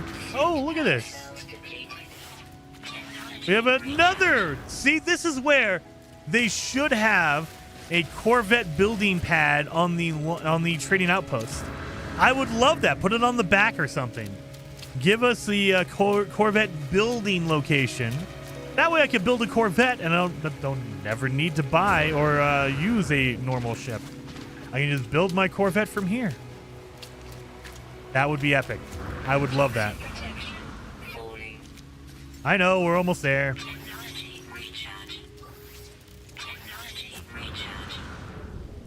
So let's see what they have for sale. Maybe they have something good. Jason, have you ever played Invincible? Cedric, are you talking about The Invincible, which is a sci-fi game? Absolutely. I played that when it came out. I got in contact with the developers. They're Polish and they're freaking awesome. So I played The Invincible, old sci-fi, like retro sci-fi. Look at that, jellies! Retro sci-fi game. It is absolutely awesome. You can call it like a walking simulator, but I think it's more than that. It's really, really cool. I absolutely love that game. So, oh yeah, let me check and see. I was looking for people to talk to. Can't talk to anybody. Nothing really.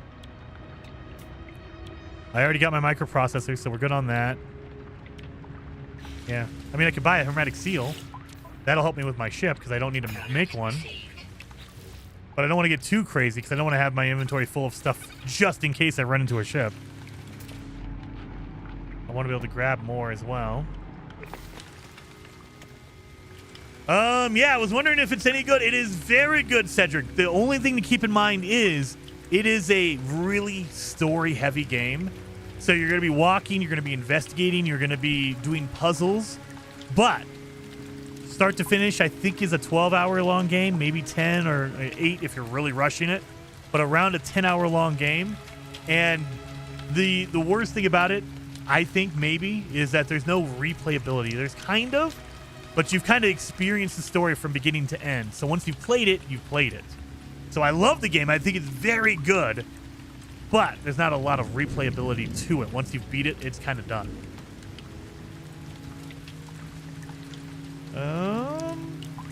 Yeah, we need a Corvette landing pad. Douglas, dude, I agree with you 100%.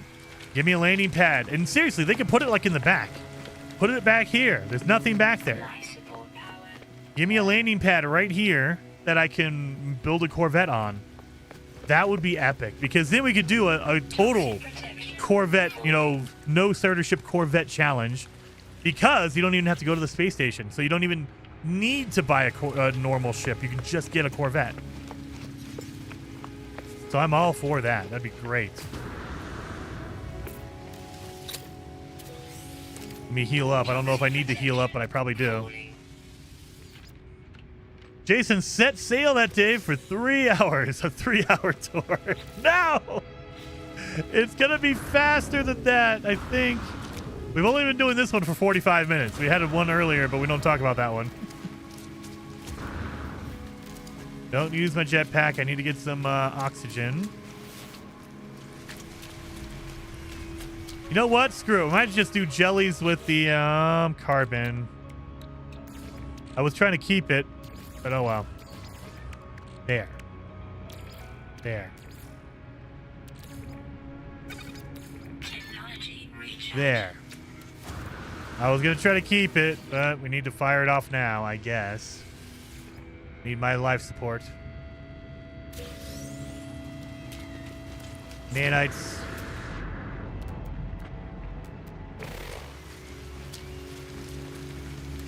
Got the Discord to verify thing to work out. User error. Oh, no worries, James. No worries. I mean, most of the time it's like that, but don't worry.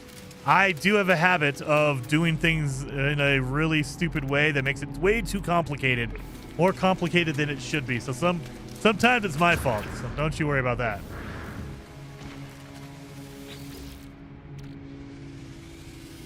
Okay, now we might live an extra 10 minutes. Maybe. Gek Relic. I don't need a Gek Relic.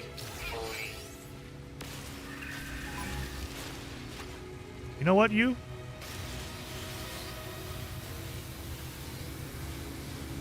Come here. Why are you angry?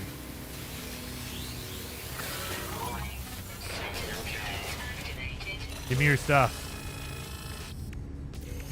Yeah! I was hoping for that. I got an upgrade.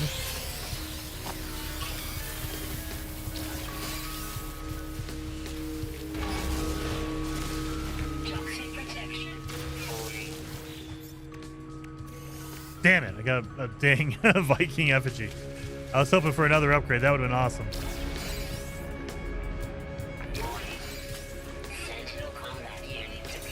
Don't want to fight the combat units. Those guys are strong. And I don't even have a weapon. I literally just have my fist. So I am not going to fight Sentinels with my fist.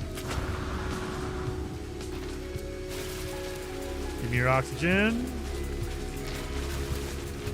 There we go. Nothing around here. All right. Toxic protection. 40. What is so different about Abandoned other than there's no NPCs in the stations? So, the space stations themselves are completely different. They're not normal space stations. So, Abandoned mode has no aliens anywhere at all. There's no intelligent life forms other than you. And, you know, to be fair, I don't know if I can consider myself an intelligent life form. But there's no other intelligent life forms. There's no pilots flying. There's no freighters in there. There's no pirates. There's no other thing. There's Sentinels, but no pirates. And it changes the space stations to all be abandoned space stations. So they're not normal space stations and they're not outlaw. They're all abandoned, which kind of changes the outlook of it. So you can't buy upgrades from there. Like, they won't sell you any suit upgrades because there's no merchant to sell you that. You cannot get rid of your upgrades because there's no one to sell them to. So it changes the dynamic of the game a lot. Toxic protection. 40. Technology It does. It really does. It doesn't sound like it does, but it does. Ah. Boom, boom, boom. I can take these guys on. These are weaker, so I don't have to worry about them. Heather Cloud behind me. So I'll take out the regular ones because they're easier to do. The armored ones, don't want to deal with those guys though. Another suit upgrade, thank you. What do we get here? Life support, sprint distance, core health, and shield. That's what we're looking for. Shield and health. And fuel efficiency, but I'm not worried about that. So I got some shield upgrades. Yeah.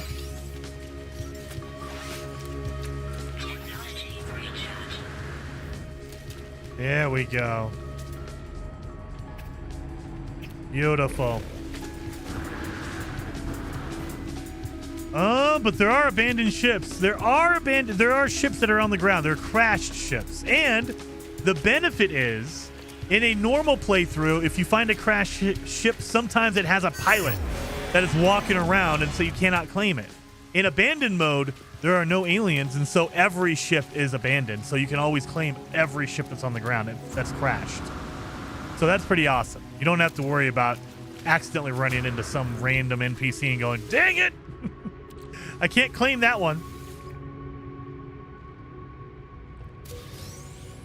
The downside is there's no pirates to come land and ask you if you want to buy stuff. So there's nobody here to fly around. So you won't see anything in the air. Nothing.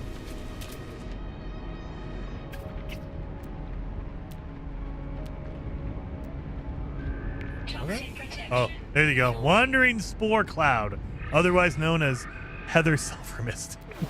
Heather Silvermist Cloud over there. I thought there was no fauna too. I mean, I would refer to Tranquilla on that note. Tranquilla is the expert authority on animals in abandoned mode. As far as I know, there are animals. They're maybe more rare to find, but there's animals still. You just can't find any NPCs. So no intelligent life form, no Korvax, none of that kind of stuff. No Viking, no Gek. Don't be fooled, guys. It's a chasing cloud. No, never, never a chasing cloud. It's not purple. If it was purple, I would claim it because it would be mine.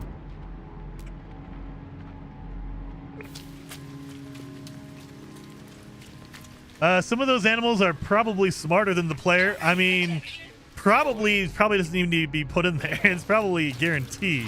At least one of these animals is smarter than me. Oh, those are armored ones over there. No! Don't heal him. I'm trying to break him open so I can get his upgrade out of him.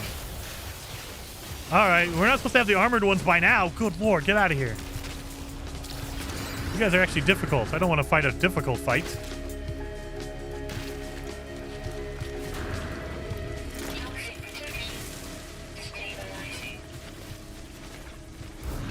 There we go. Those armored sentinels were ready to go. They were waiting for me. Nothing, nothing, nothing, nothing. All right.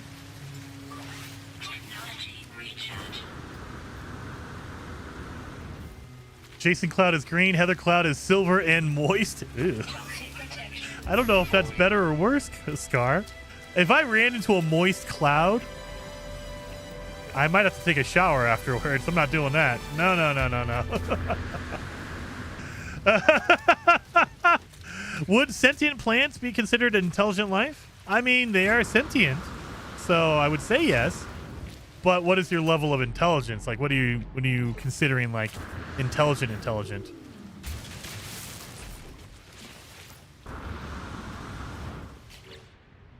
I not grab it? Oh, I did. Okay. What did I get out of there? Nothing? Oh, we got a nothing out of there. Okay, great. Can we not hype live videos? I don't know if you can or not. I've been trying to look into the hype like feature in YouTube, but man, number one, I don't think I'm allowed to do it yet. I don't know if it's a site-wide thing or if only certain people are allowed to. But as far as I can tell, I can't hype anything yet. I wanted to hype this video, but there's no option. Yeah, Blackheart, I don't know if it's like if you're allowed to on certain ones or if I have to have it turned on, but I don't have anything active. So I don't have the hype feature as far as I can tell. Maybe I do and they just don't know where to look, but I've looked. I have not gotten anything to turn on a hype notification or anything like that to allow hyped videos. Nothing like that on YouTube. So it's YouTube being YouTube. Oh, I'll probably get an email saying, oh yeah, you totally have it. Here it is. Oh, okay. But I got to turn it on or something. And not another one with glass. Come on.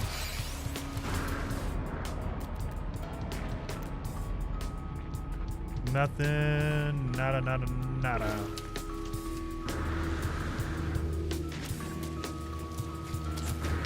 Go!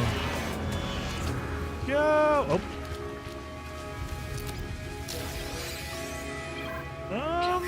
I had one creator say that the hype is available on the YouTube app on phones. Is it only a phone thing? I don't know.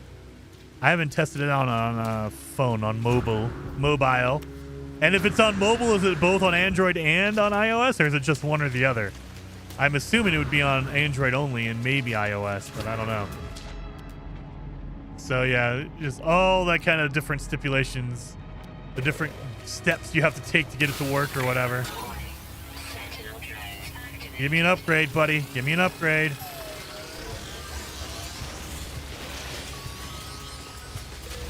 And you, healer bot, stay out of this.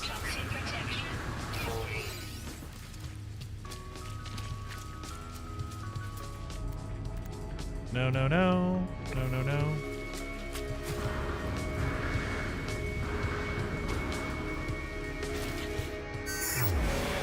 Pop. Okay.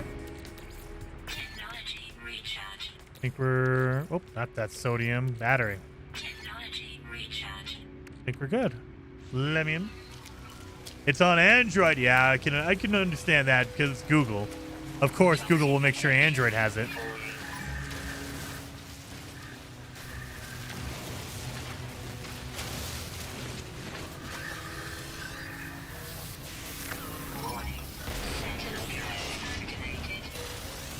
Give me some glass. There it is. And, ooh, I get a weapon upgrade. Sure, I'll take that.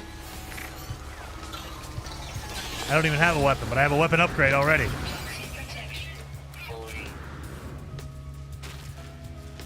Oh, look at all this oxygen. Beautiful. Gaming Legends says I checked and I have an Android, but it's not there. Yeah, I think they're slowly rolling it out. As far as I can tell, it is a slow rollout to certain people, and I don't think I have it either. So I haven't seen any notifications or any emails or anything like that. I've checked on my YouTube back end, and I haven't seen any new items like that, so I assume I don't have it yet. So probably a slow rollout. They're probably going to give it to more and more people as the year goes on. But I haven't seen it. Wolfston says, what is this challenge? This challenge is start a brand new game, a brand new save, turn it to the highest difficulty settings, and avoid your starter ship and try to make a Corvette.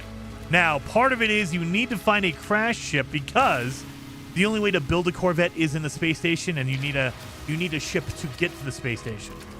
So we're avoiding our starter ship. We're trying to find a new ship, and then we're going to use that to fly up to the space station. That way we can build our Corvette. And then get to the center of the galaxy. You finish the challenge by getting to the center.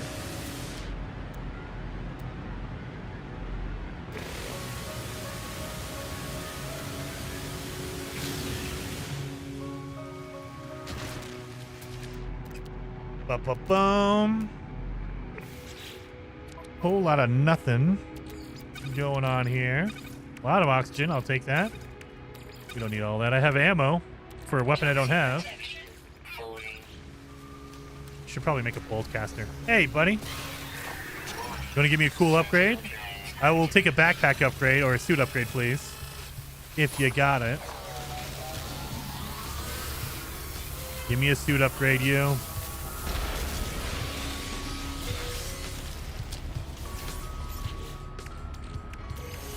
Nope. Viking effigy.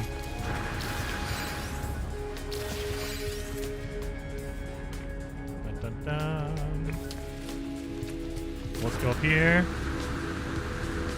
Watch your health. I like to live life on the edge, man. Gotta live life on the edge. Not too far on the edge. That's why I'm not fighting the armored sentinels. Only the weak sentinels.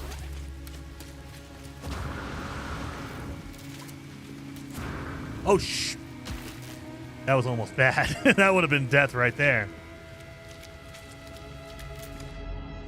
Dun, dun, dun. Not seeing anything else here. All right. No oxygen. Well, let's slide down this. Nope. Toxic protection falling. Technology recharge. Ba-da-ba-da-ba. What are you? Sodium. Toxic protection. Oh, 713 watching. It's 332 likes. Guys, definitely hit that like button. It does help out the channel a ton when you do that, and I appreciate that. Absolutely free. You don't have to pay for a like, but it does help a ton. YouTube pays attention to that. They call it interaction. And they are, for whatever reason, they're really focused on interaction right now. So liking the video, commenting, all of that stuff is counted as interaction. So definitely hit that like button. It does help a ton. Oh, God. Well, I mean, I'll take you out. Sentinel activated. Man, those high security ones are following me, I think, because they are showing up real quick. They are really fast at showing up.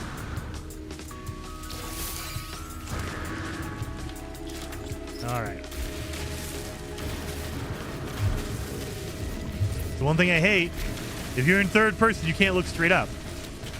You can look kind of, but you're still kind of like at what, like a 12% angle or something like that?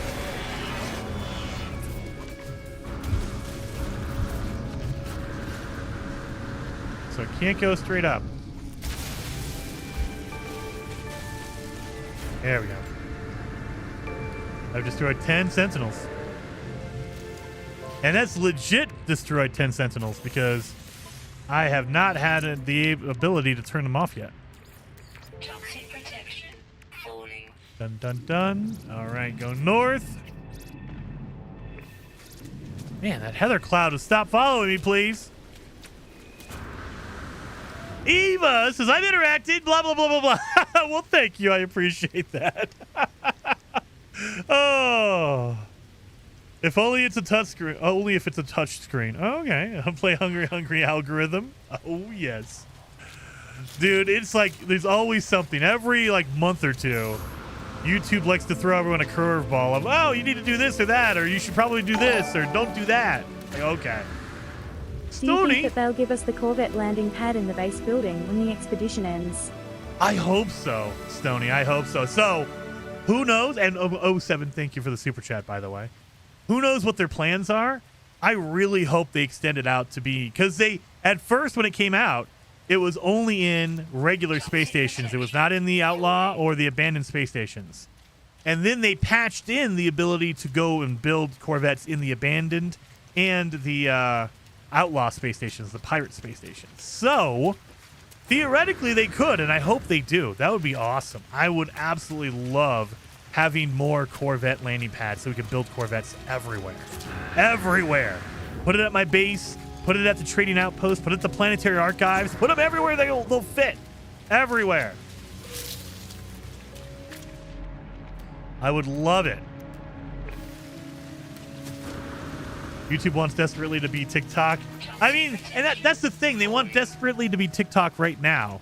In 2 months, they might switch it up and they want to be Instagram, or they might want to be Facebook or whatever. It's just, it's like having a very moody boss. Every once in a while, they're like, well, actually, you know what? We don't care about that anymore. We care about this new thing we have. And it's like, well, great, thanks. Now I have to do that too. So yeah. Or we have a new hype feature, but no, sorry, it doesn't work for everybody. We have to slowly roll it out to people, so it's going to be confusing. People are going to wonder why you can't hype in certain areas and other places you can. So, you know, it is what it is.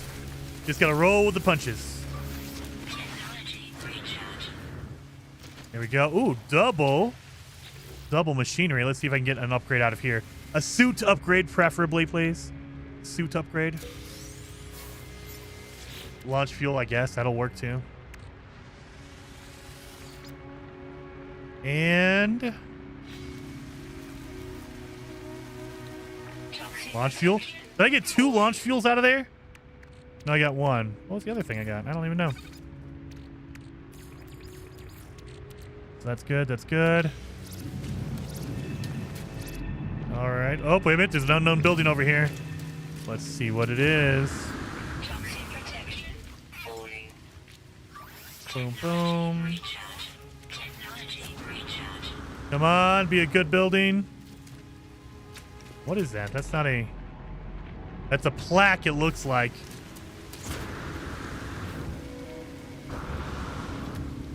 It looks like a plaque. Finding all the ancient plaques around here. Going back to my game. See you later, folks. Little lady, thank you so very much for stopping by. Very much appreciate it. Yeah, it's a plaque. Dang it! It's a plaque. Well, speaking of that, let's take a break real fast and look at some of the awesome builds on the Discord. So we're gonna stop this for a second, and let's pop over in the Discord and see what kind of builds we got going on over there. There you are. Actually, let's go to the bottom. Let's go to the newest ones. Look at this one, the Dark Menace from Ironclad. Look at that. I like it. Looks like a scorpion almost. It has the little pinchers on the sides. I like that a lot. YouTube Hype is designed to give viewers a way to show their support for your content. For the first 7 days after you upload a video, viewers can use a unique action called Hype. That is very awesome, Soul Reaper. Heck yeah. And I've been looking into it. I've been trying, but I think it's not like... it's not active on every channel yet. Yeah, Hype isn't available for live streams, but works as soon as it ends. Oh, really? Okay. I thought the first beginner planet couldn't have had a crashed ship because it's trying to force you to use your starter ship. Oh, no, Space Wolf. No, it does. It's just the crash ships are so rare that it's hard to find them. Sometimes you get very lucky and they're right next to your crash ship. I've had a point where it was in the first 4 minutes. I loaded up the a brand new save, and within 4 minutes, I found a ship, which was crazy. That is absolutely lucky, but on average, it takes a couple hours of running around looking for stuff. Is he on a break, or did he die again? I'm on a break, Adventure. I'm on a break. How dare you?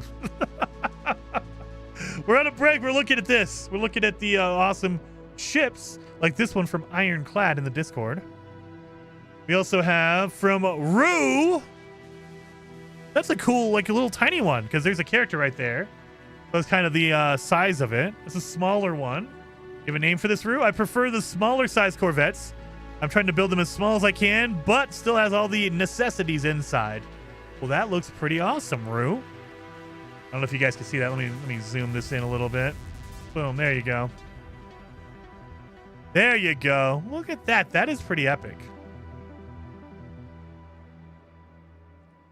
And then we have from Jay Feel, Toy Story fans will appreciate the Zurg's mothership and Buzz Lightyear's ship and packaging. Look at that. Oh, now I need to zoom it back out. I need to have a button dedicated to zooming in and out.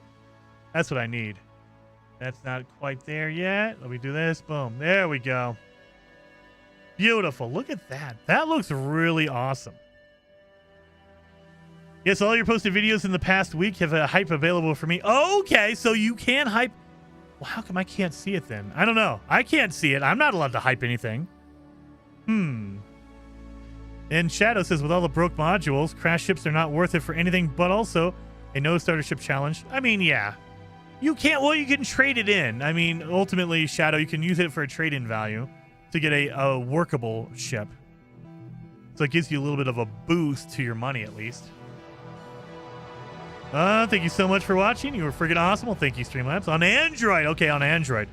That might be the problem I have, John, because I don't have an Android. I might not be able to do it because I don't have an Android yet. I take it you died again. No, Tigger, I did not. No. All right, so that is the Zerg ship. That looks really, really cool. I like that shot too. And then the packaging for, what's his name? Buzz Lightyear.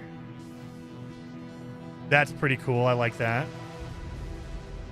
That is very cool. From J Feel. And then we have from Jasper. Look at this. That is a turtle. That is an absolute turtle. Did you name it? No, there's no name on it. But turtle. Absolutely. That looks like a sea turtle. It works from iPhones also. I didn't see it on my iPhone. I can pull it up right now. I didn't see it on my iPhone. I have the YouTube app.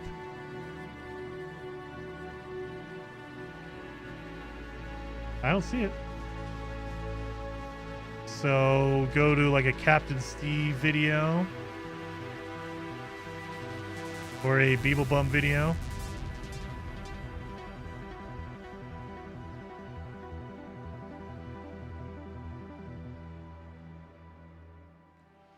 I don't see it. I don't have it. I'm not cool enough, I guess.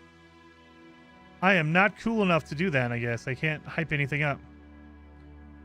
9 hours ago. So it's not like it's an old video. Oh, well. I'll figure that out later. But I like the turtle. The turtle's pretty good. From Jasper. And then from Shayrock. Look at that. I like the red and green lights on there. You actually are making sure you're safe. You should. That's so friggin' good. Okay. And then, what is this from J Feel? Look at this. Literally built a UFO. Holy cow. That is freaking awesome. I love that. Like, that is, and it looks like it is actually rounded, like really rounded. So you're probably glitched in some really good, did some really good glitch building on that one, J Feel. Holy moly. And then Amvin, I gotta fix it, and it can't fly yet, even though it shows on the editor that it can. That is, I really am jealous of the pronged or the split, like the split ships, because I can't do that. For some reason, my brain just doesn't work that way. It just does not look that way at all.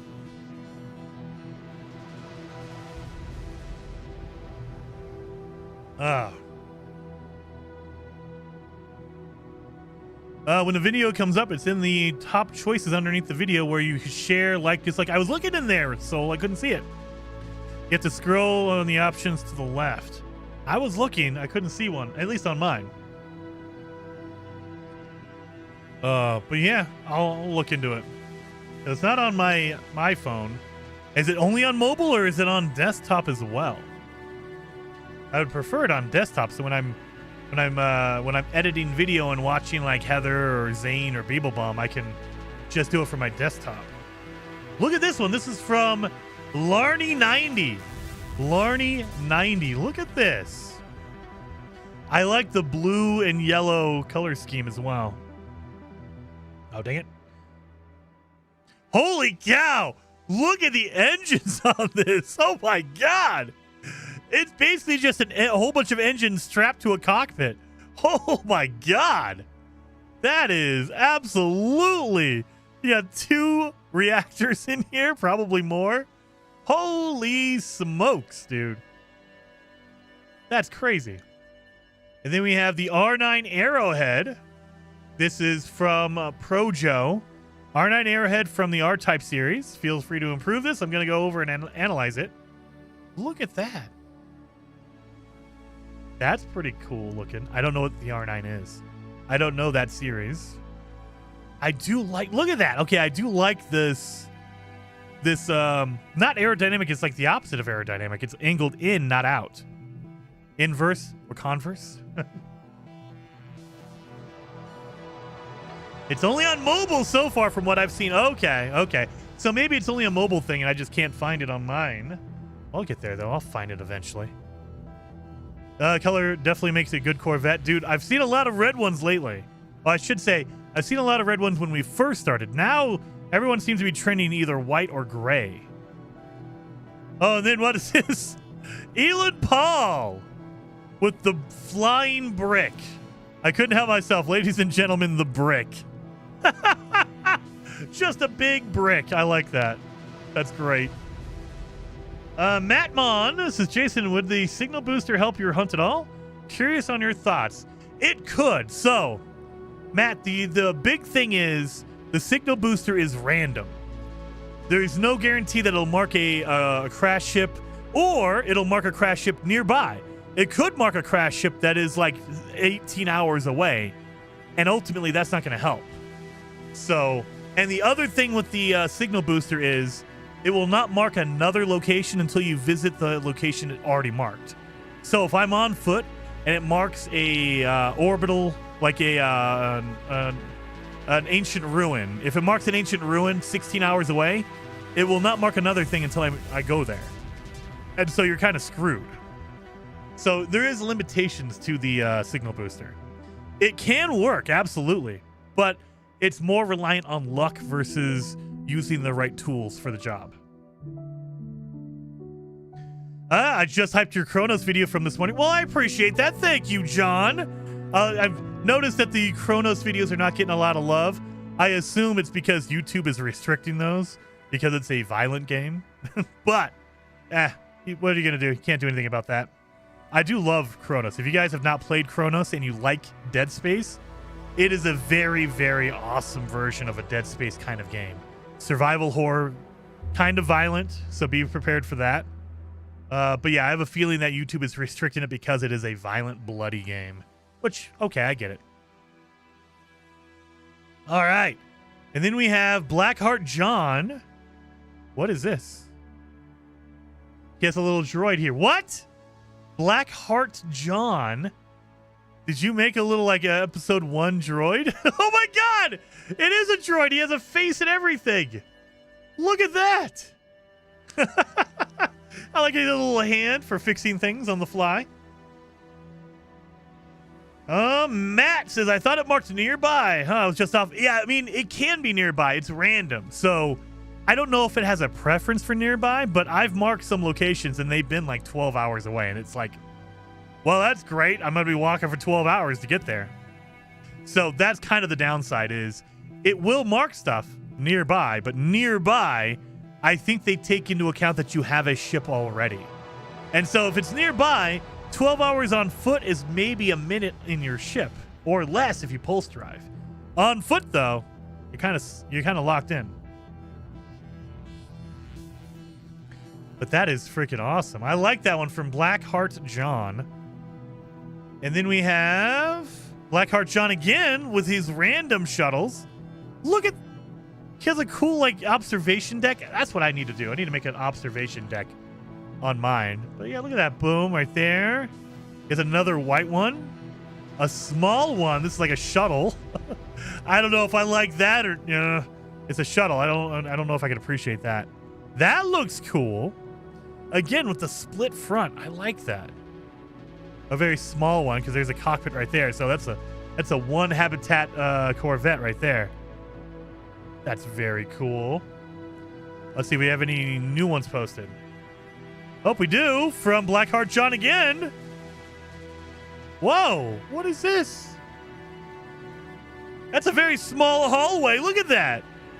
That's a very small hallway. It's just a walkway, basically. Holy smokes, man. And then we have from Ironclad. Oh, yeah, we've already went through that one. Okay, I don't want to go through the same ones over. Okay, so we'll do this. Go back up here to... Where did we stop? Right there. Whoa, what is this one? Elisar, what is this? What did he say it was? My best shot at a Romulan warbird. That is epic. Look at that long neck on that thing. That is really cool. And it's that metallic green. So it's definitely Romulan. It's not the Borg. It's the Romulan. Okay. I still like that. That's really good. Dude, that is very cool. Balverine, the Iron Falcon is 1 hab, even though it's big. Is it really? That is pretty large, yeah. Dude. Mine looks stupid and I need to try harder. Tennis? No, they're all cool. And if you want to see dumb, you should see some of mine. My builds, my good builds, are still not good. I look at all these builds in the Discord and I'm like, holy cow. I'm never going to be able to build any of this. So, Mr. Issues with the Hornet. Oh, look at this. Look at that. That's pretty good. Very smooth looking. The cool little landing bay in the back. All right. Then he also has the Voyager of Violence. That looks like a frigate right there. Look at that. The angles. I love the aerodynamic angles, and it's all symmetrical. I love that. Beautiful. Oh, that was a reply for a guy. Oh, okay, no worries. James, is there a way to save a build or have multiple Corvettes? Oh yeah, James. You can build multiple Corvettes. Now, just keep in mind that they're treated just like any other ship. So you're only allowed to have 12 at a time in your inventory. So if you have like a fighter and a shuttle and a Sentinel ship, it's going to take the spot of a Corvette. If you only want Corvettes, you're going to have to put away your other ships in cold storage or sell them or trade them or whatever. So you have to get rid of them to make room for your Corvettes. But you're allowed to have up to 12, I think it's 12 ships. And they're treated just like a normal ship. So you can build one, make another one. You can make a whole bunch of them if you want. A big fleet of 12. All right, let's get back into the game. I did not die, by the way. I did not die. I'm just paused. I mean, I probably could have died if I didn't pause my game. So let's switch it back up here. There we go. So let's keep going. We're looking for a dang ship. That way I can go start building my Corvette. No. Oh, there's a building over here. Let's see. Watch. I was right next to a ship this entire time. Oh, it's just another plaque. Why would they not have 2 plaques right next to each other? Good Lord. Get out of here. Get out of here. And you cannot put them into cold storage. Yes, you cannot put them into cold storage. So they have to be in your hotbar in this little summon vehicle like your ships. It has to be in here, so you're limited to 12, and you cannot put them away in cold storage. And I'm guessing because they can be really large, and that would probably kill a save file. So they probably don't want to do that simply because it's going to be hard to keep track of all the pieces.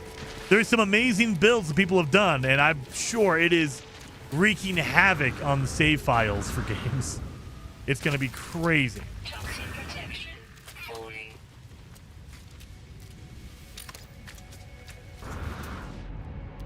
Boom, boom, boom. Oh, there's another building up here. On the Iron Falcon, I managed to get up to 60k DPS, and it eat pirates. Dude, I bet you. 60k damage. That's crazy high. Holy smokes. I think my Sentinel ship does like 20k, and it just decimates stuff. 60k? Yeah, absolutely. That's nuts, dude.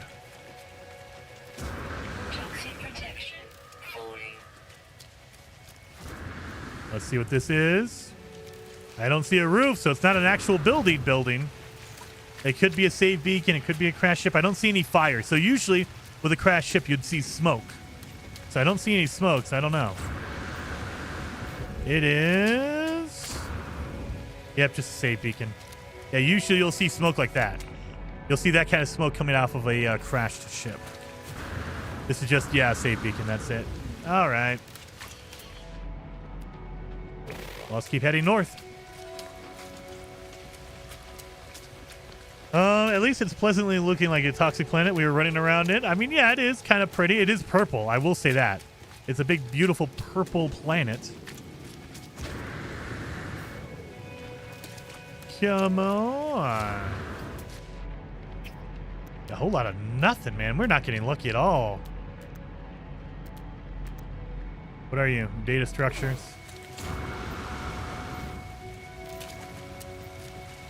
So let's go grab these. They might have a drop pod chart.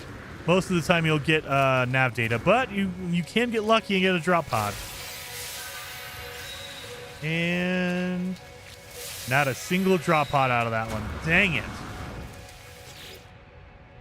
Get out of here.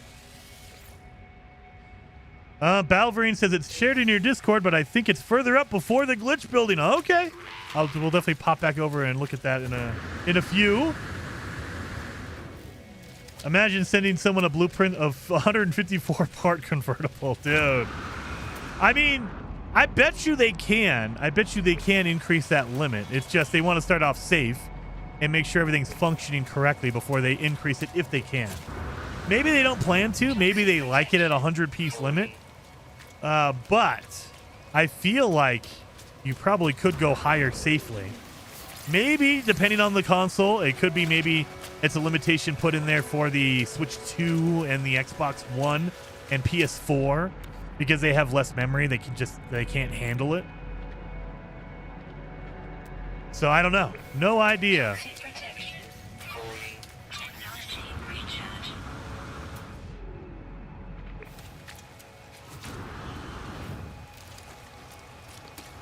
Oh, Bobby says, hey there, Jason. Have you ever tried to use the camera to scope out the surrounding area from a height?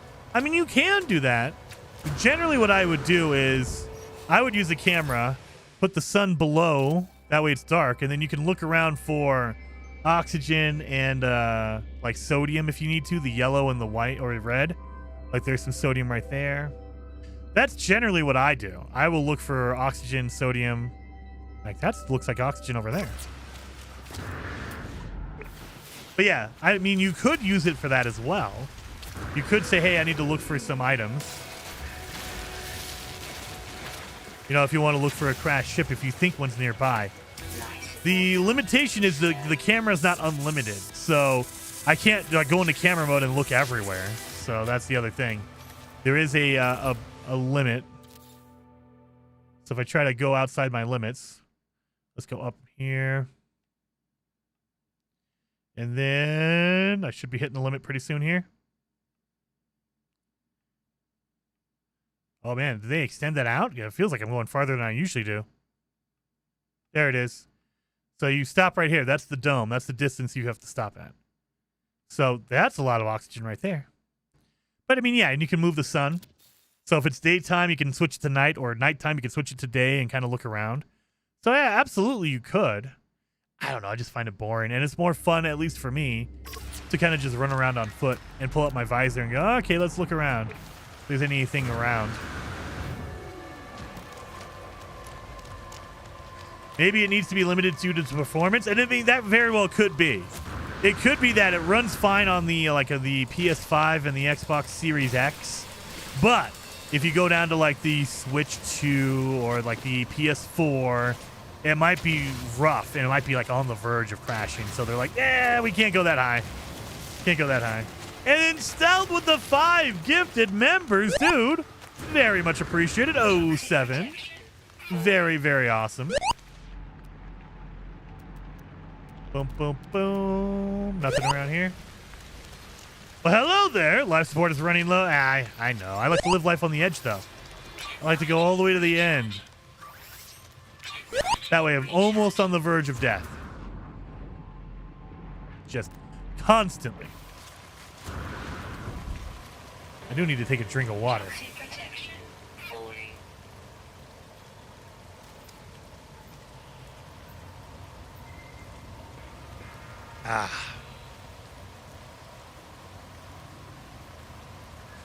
Oh, Wicked Hooks is what are you doing? We're doing a no starter ship Corvette challenge. So we're playing in abandoned mode on a fresh save, and we're trying to get to the center of the galaxy with a Corvette. So because we're in abandoned mode, it makes it a little bit more difficult, and we're playing on extreme settings, so it's already more difficult anyway. I guess we're going over here. And I don't see a roof. That's always a good sign. If there's no roof, that means it's not a building, it's an object. It still could be a save beacon, but it could be a crashed ship. I'm hoping. I'm hoping for a crashed ship. We got launch fuel. Maybe that's telling me there's a crashed ship nearby. I get launch fuel. Let's see. Grab all this. I have a feeling. Come on. Crash ship.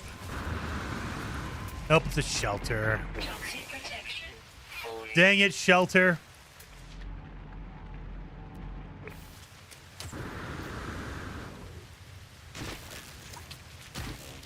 I love the new update, Wicked. I love it too. I didn't think that, like, if you would have told me that we were going to be able to build larger custom ships, I never would have imagined they would have a whole new ship building item. That's crazy.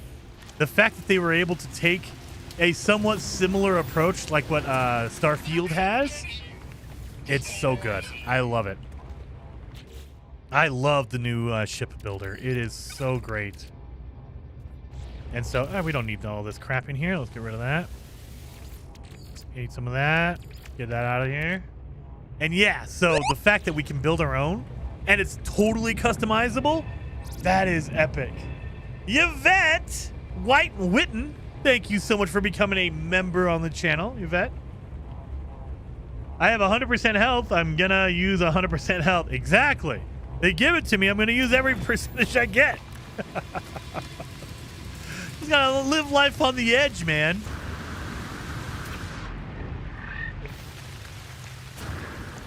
But yeah, I love it. And I mean, I've been saying this since last year, since Worlds Part 1. I have no idea what else we can ask for. Like, I mean, my list would be like Exocraft overhaul, weapon overhaul. And I mean, the amount of stuff they're changing and adding to the game, dude, the sky is the absolute limit. Like, I thought last year, like, okay, they've probably added as much as they can into the game. There's probably nothing really they can do.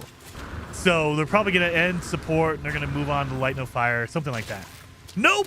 They added in Worlds Part 1, which totally did the water overhaul, terrain overhaul, sky. Then they did Worlds Part 2. They did a fishing update. We've done a ship building overhaul, like we can make Corvettes. Dude, it is insane what they're adding to the game. I thought they were at the limit, and nope, they're not. So who knows what they're going to be adding in the next update. I have a feeling it's going to be smaller because they just added Corvettes to the game, which is a massive, massive thing. So, but I mean, who knows? Maybe it's not. Maybe it is going to be another massive update. No idea. We don't know for sure. I do think we're going to get one more update, one more like content update in probably the middle to end of October. And then in November, we're going to get the Expedition replays, maybe even the beginning of December. We'll get our Expedition replays happening. But yeah, it is just nuts how much they've added to this game. And they just continue to keep adding to the game. Like, seriously, I thought, okay, we're reaching the end of life because there's nothing really they can do, right? They added in shipbuilding. The original ship builder was just the 3 different pieces, the wings and the cockpit. And I thought, okay, that's good enough, right? That's cool. Nope. They have a whole new system now. It's crazy. That looks like an abandoned building. Yeah, abandoned building.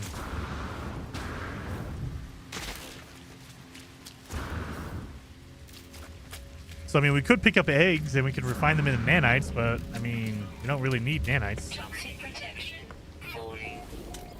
I wonder if I can get some nanites out of here.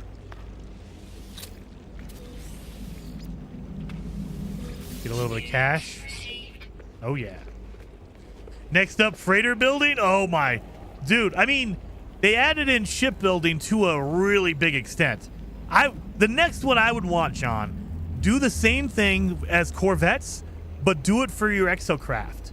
Allow us to build our own Exocraft. That would be freaking insane. Because then people are going to love and use Exocraft like all the time. You can make your own custom one. You don't have to worry about using the Rover or the Nautilin or whatever. You can just make your own. Dude, that would be epic.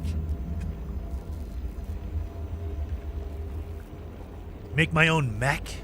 Like actually make a mech? That would be cool. Like I've seen some mech ship builds with the Corvettes. Can you imagine if you could make a mech Exocraft? Jumping around a planet with a mech?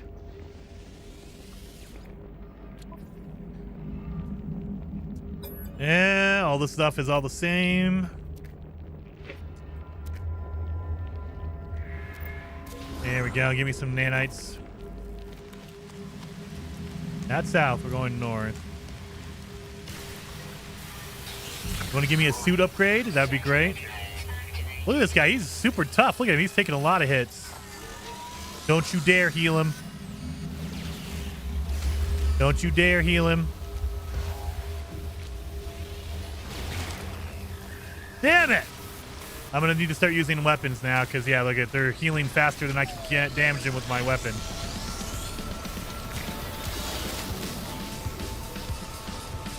All right, you win. I can't kill you fast enough. He's getting healed faster than I can murder him. I guess I have to make a weapon now. There's another building over here. Your own space station and customize it. Dude, we've been speculating about that for what, like 4 or 5 years now? So I think it was right around 2020, maybe 2021. They added in something called the station override unit. And we didn't know what it did. It was just a new object. And we were like, oh, they're going to add in the ability to buy a space station or take over and be able to do all this cool stuff. Nothing's ever happened with that station override unit. Nothing. And so now it's like, are we going to get one? Or is it... I do think that it was something they planned to do. And then when they tried to do it, either it crashed the game or it wasn't worth it or something happened. And they're like, don't worry about that. We're just going to ignore that station override unit like it never happened. Because we've not seen anything happen with that station override unit. It has not been used for anything as far as I know. It's all just... The heck? Stuck in these strings? It's just there. It's just an object you can get. Oh, we got another market. Can you give me some jellies? I can get some nanotubes. I can get a quantum, you know. Nothing really. Oh, okay. I you know what? I do have stuff to sell. I do have stuff to sell.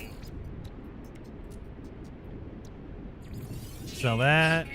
Sell that. Sell that. Sell that. Sell that. There we go. All right. That worked, I guess. We sold some stuff. I cleaned up my inventory a little bit. Still need to make some chromatic metals so I can make a bolt caster. I still don't know what it does. Yep, as far as I know, nothing. It has no use in the game yet. So, are they planning on using it for something? Maybe. Maybe it's been like 5 years in the works, in the making. But I have a feeling that they had an idea for it and it just did not pan out. They're like, actually, no, we can't really do that. Or it doesn't make sense to do that or something. It didn't work. And so now they've just said, it's in the game. People have them, so we're not worried about it. We'll just let it go. Just let it go. Well, here's a plaque. So, yeah. Maybe it's endgame. Maybe the last update, like 5 years from now, they'll have the final update for No Man's Sky, and it'll be like, hey, station override unit. If you use it, it resets your game, and you start fresh. I don't know. Maybe there'll be some weird, like Easter egg kind of deal. Like, it's just a funny thing to get.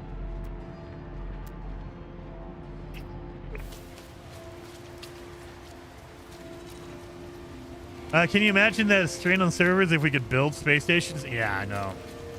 That's why I think the original idea was we'd be able to take over a space station, and then we could set the prices for that economy. That, I think, is more realistic. If you could build a space station, that might be too much. That the game engine or the servers probably can't handle that.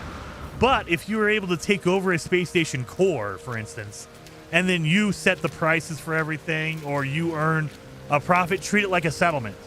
You earn a certain percentage of sales from that station, and if it's a good economy, you get a lot of sales, you earn a lot of money, or whatever. I don't know. That I can see being doable. Treat it like a settlement. You can't really modify it or anything like that, but you can adjust certain things.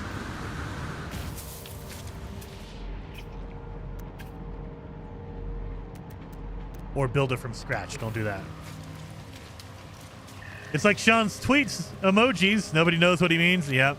I mean, and it's the good and the bad thing, because we've had a few updates where people got really hyped for it, and then when the update comes out, it's like really, really small or not what people expected at all, and people get upset, and it's like, hey, we didn't know what it was. So, and I feel like it's kind of how am I breaking my jetpack so often? I feel like that kind of mentality is cooled down, simmered down, which I appreciate. I like. But it still remains that when Sean does an emoji, people get hyped to get excited for it. And if it's not a banger update, if it's a 4.0 update that changes the inventory and everyone hates it, it's not great.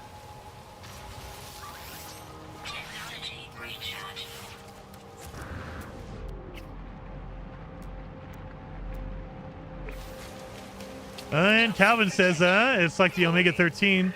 We found it on a planet. We don't know what it does. Exactly. Yep. We don't know what it is.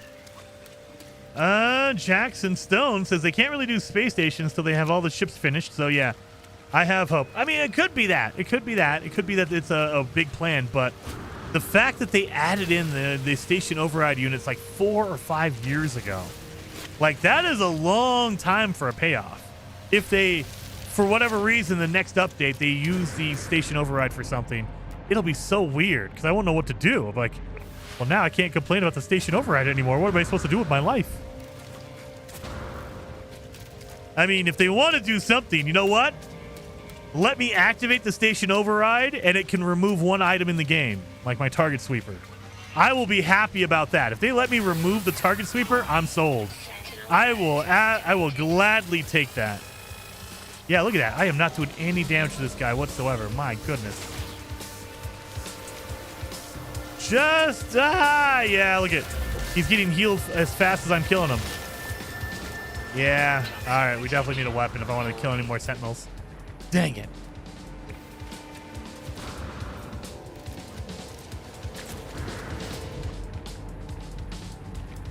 Nothing. Angus says, yeah, it would be cool if enemy fighters can come through them or not. Oh, that would be awesome. Okay. I wish they did something to circular thingies. Well, I mean, maybe that'll be the next update. Maybe they'll add in the anomalies that you run into space. Maybe they'll actually do something instead of just appearing. That would be interesting. Having aggressive anomalies that you can have or find. That would be interesting. You can accidentally run into an aggressive anomaly. That would be a good idea.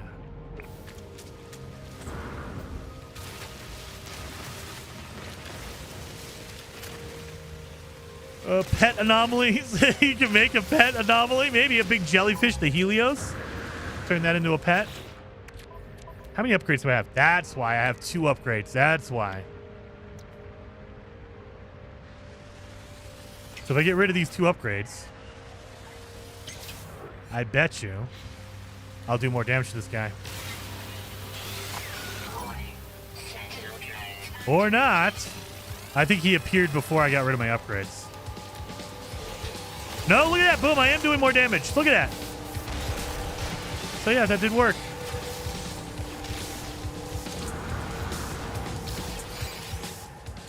Did I get a glass out of there? Of course I did not.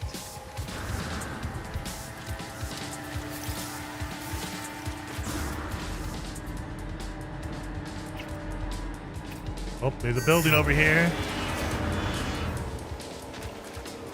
Let's see.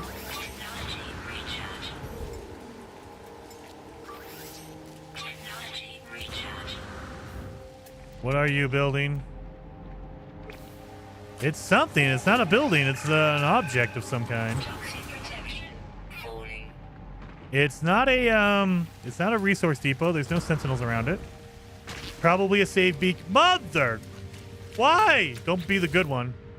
Of course it's the good one. No, it broke the good one. Now I need an upgrade. That way I can break it and get a wiring loom out of it. Damn it. It broke my good. Why are you being so aggressive with the breaking of things? Why? Why do you hate me so much? I need an upgrade. That way I can just break it and get that upgrade, that thing out of there. Yeah, there's nothing in here I can break. I can't use my my ship. Damn it!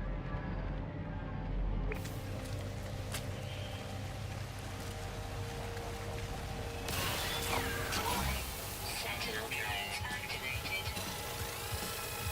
activated. You need to give me a good upgrade that I can break and turn into something better. Toxic protection falling.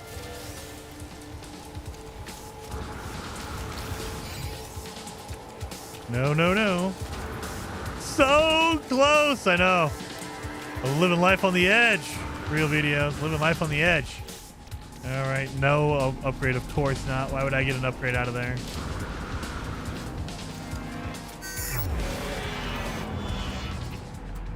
Dang it.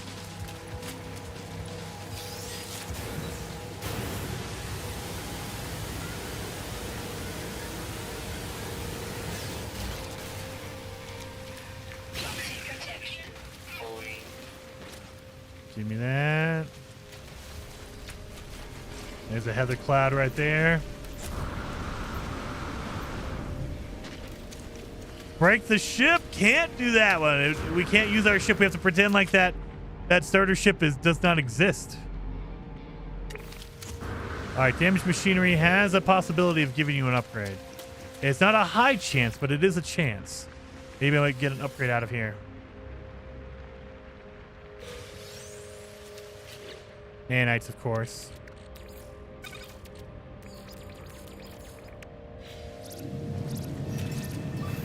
Technology recharge. You want to give me an upgrade, a suit upgrade that I won't need.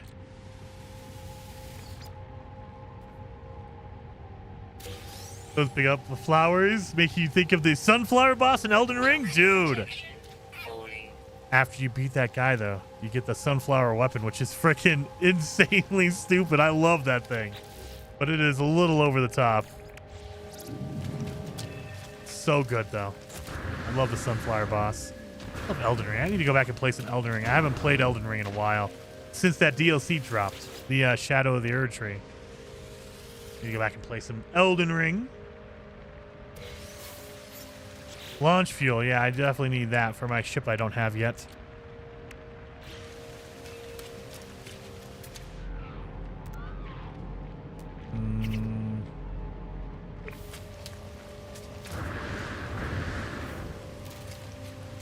So I think they do sell wiring loom in the abandoned mode, but it's very rare to find.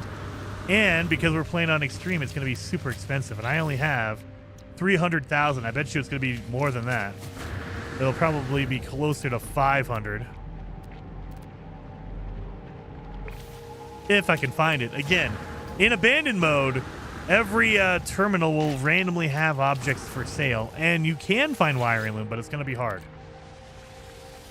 What about a new alien race invading the No Man's Sky galaxies? It could be. We've had a lot of people speculate that we should get a new race. So that could happen? I don't know. Maybe. But we do kind of like, if you follow the storyline, and this is spoilers, by the way. If you follow the storyline of No Man's Sky, we have the Void Mother. We have a race to go along with the Void Mother. So I don't know if you would you make another race? No, because the Atlas race is the Sentinels, essentially. The Atlas created the Sentinels to make sure that the universe is clear of anomalies. So it wouldn't be a race for the Atlas. And the Void Mother already has her race of followers. So I don't know what would the explanation for the race be. if they were invading.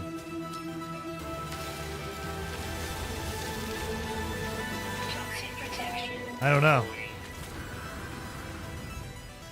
You can have. Maybe we have a race that's coming along with the Void Mothers that doesn't include the oh god, what is the Korvax race that follow the Void Mother? They are the my brain's not working. A xenomorph race? Oh god, that would be the worst, wouldn't it?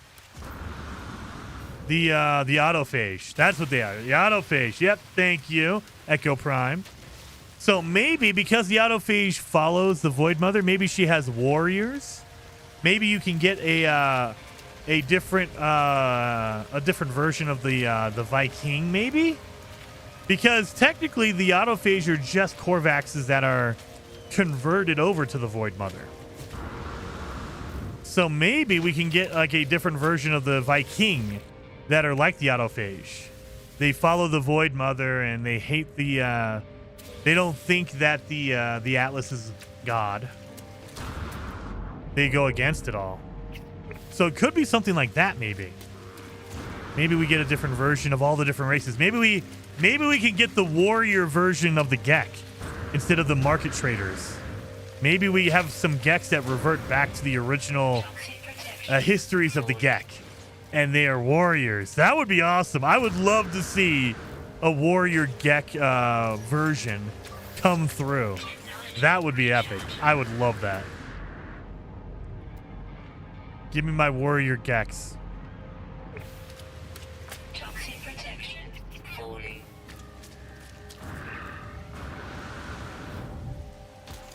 Never trust a Gek. You know, as long as it smells good.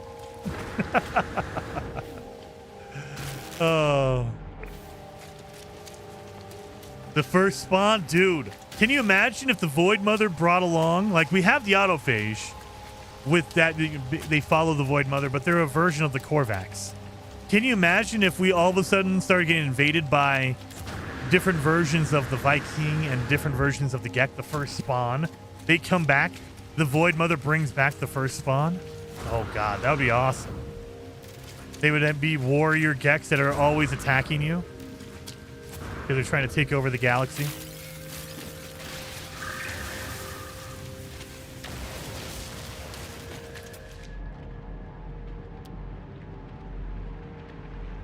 Nothing. Whoop. Building over there. Let's see.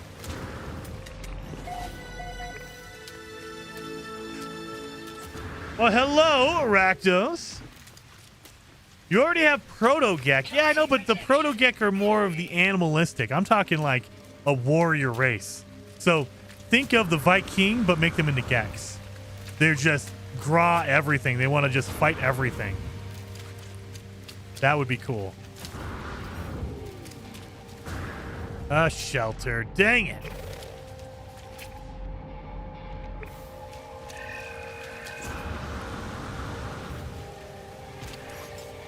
Technology recharge. Technology recharge.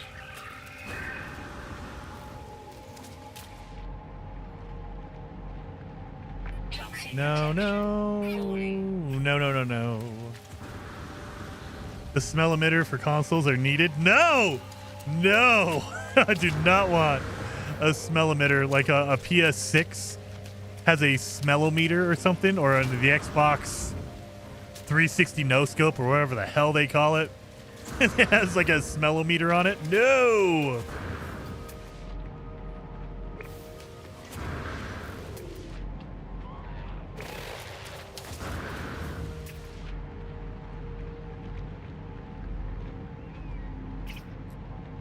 Nothing down here.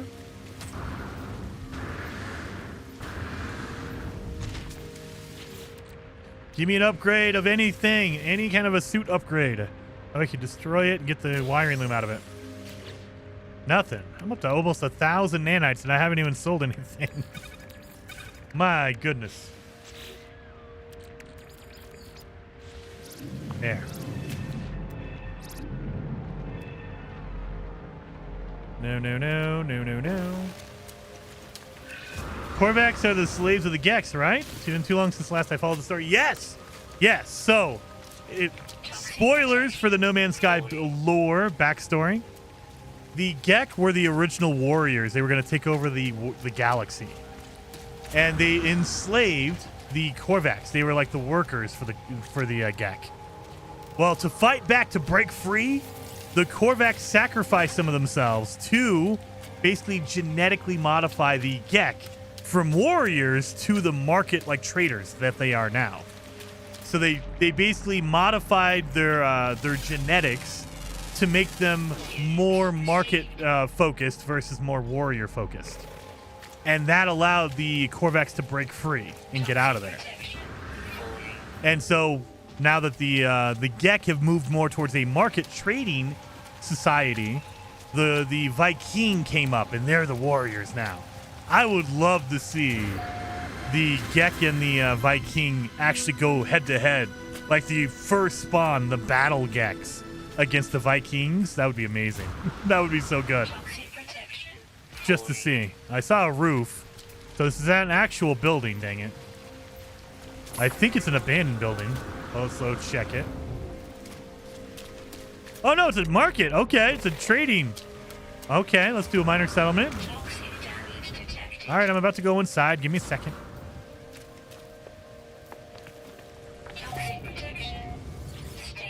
Let's see what we got. We got a whole lot of nothing. No, again, no wiring loom. And there's not even a trade terminal for a multi-tool either. So I don't think this is a this is not a Viking planet. So if I had to guess, it's probably a Viking or a Gek. Fighter Gek should live on the actual Balaran. Dude. Take us back to the way the galaxy was before when the game gems were in charge. Oh, yeah, when the Gek were in charge. Yes, absolutely. It would be so. There's so much they could do for all that. I don't even know if they will. Like, it might be that they're going to be adding in stuff, but they're not really worried about like the background and lore. Maybe they have been doing some stuff with the Void Mother, so it could be some stuff with that. Who knows? Who knows what the future holds? But yeah, there's so much they could do. Or maybe they're saving some of that for Light No Fire. Maybe they're not writing new stuff for No Man's Sky because they're using all that stuff for Light No Fire. Who knows?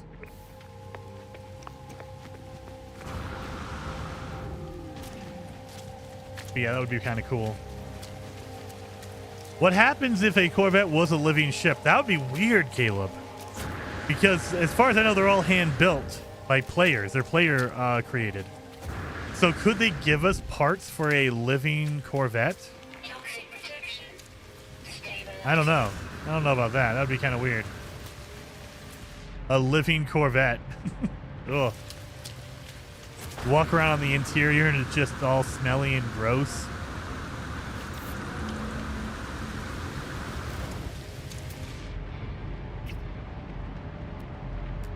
Dun, dun, dun. Void Mother is the big bad of Light No Fire. Maybe. I have a feeling that Light No Fire is going to be a prequel to No Man's Sky. We have no idea. That's just the vibe I'm getting, is that Light No Fire is like the prequel to No Man's Sky. And so the Void Mother wouldn't be around for that. It would be the Atlas forming. Like, what if it is how the Atlas came to be?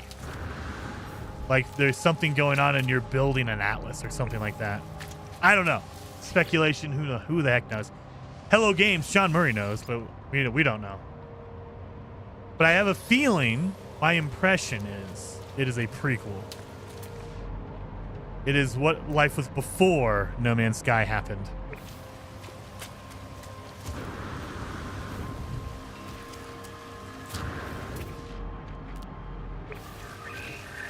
Speak for yourself. My interior smells like roses. If it's a living ship, you better rinse that thing out once in a while. You gotta take a shower. You can't just have a living ship with not taking a shower for weeks because it's not gonna smell great. You gotta take a shower once in a while.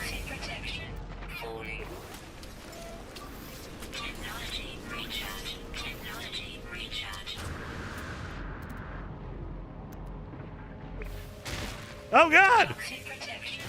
Falling. Leave it to me to find the one little tiny hole to fall through. What the hell was that about?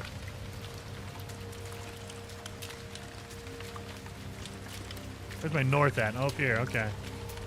The one little tiny hole I find.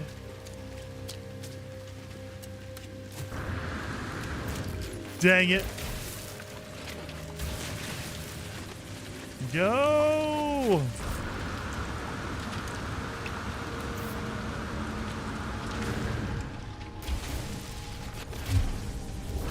There we go. They definitely got me on that. Perhaps creating the anomaly, not the Atlas. Maybe. I think it from the one trailer we have and the little tiny bits and pieces of info we've gotten here and there, it sounds like it is a world before the Atlas existed. And maybe you're in the process of building the Atlas. And so, I don't know. Because the Atlas, spoiler alert, this is all not real. This is all a simulation. So maybe it's something like the Atlas is born and then everyone goes into a simulation.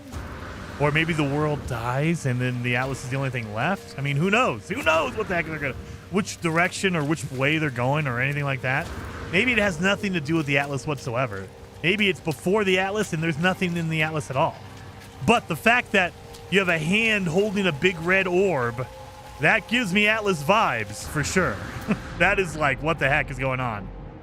That feels like a precursor to the Atlas.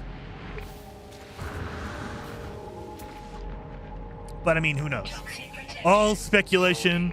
We only had one trailer. We've had Sean Murray come out and talk about it a little bit, but nothing really there's no big half-hour long interview of exactly what Light No Fire is. We don't know anything about it. No idea what's going on with Light No Fire, other than they're still working on it. And I think it's been 7 years, because in 2023, Sean Murray came out and said, oh yeah, we've been working on it for 5 years. And now it's 2025. So 7 years they've been working on that game. So yeah. Oh, look there's a fossil bed over here. How long do these runs usually take? Ticktard? Really? They can take a few hours or, tens of hours. I think when I did my Abandoned run, it took me 20 hours to do, something like that. It was like a 20-hour long run. It was multiple streams to get it done. Really? I need one more.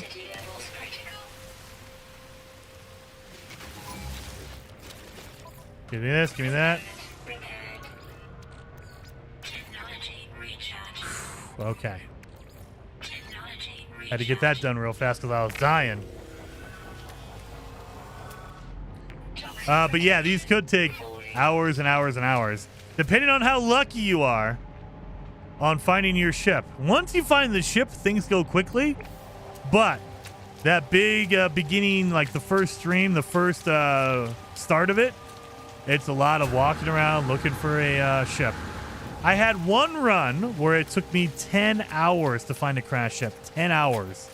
It was 2 streams. 2 streams it took me to find a ship. Absolutely crazy.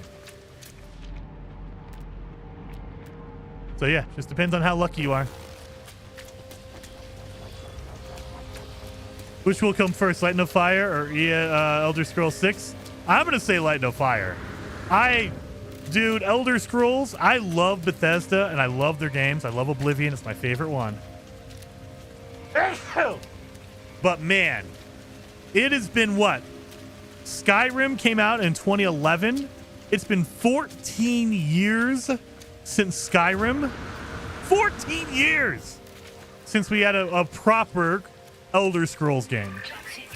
So I don't think we're going to see that until they build a new Xbox. I really think that Todd is waiting for the next generation Xbox because he wants that extra power so he can do 60 frames, because Starfield was kind of a flop because of performance and all that kind of stuff. And the solution was basically, let's get a little bit more power. I have a really strong suspicion that they're waiting for next generation. They're going to wait for it to be a release title for the next generation Xbox, whatever that's going to be. And if I had to guess, who knows when that's going to be, but I'm guessing 2027, maybe 2027 when we see the next Xbox. So we're 2 years away. 2 years away from a potential Xbox and a potential Elder Scrolls 6 release. I mean, who knows? Who knows? But yeah, it would not surprise me if we didn't see Elder Scrolls 6 for at least another couple of years. I mean, and that's being generous. We might not see it till 2030. It might be like 5 years away.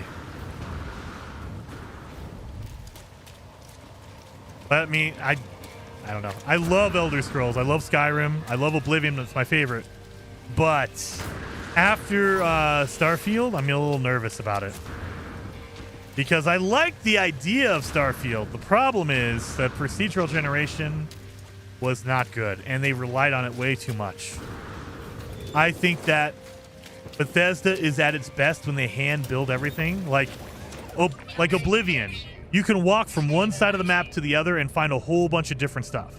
Same thing for Skyrim. Skyrim, when we say procedural generation, you know what I mean. It's not that they put the rocks procedural generated. In Starfield, they literally, whenever you landed on a planet, it would procedurally generate that one little tiny square that you were in. So the terrain was set, and then they would pop in random locations for you to explore. But they weren't handcrafted like every time. They had like, oh, you land on this one planet, there's a little square here. We're going to randomly populate it. We're going to procedurally generate locations for you. But those locations are coming out of a pool of, here's a fort, and it's 1 out of 5 forts. So if you go to 5 forts, you're going to see all of them.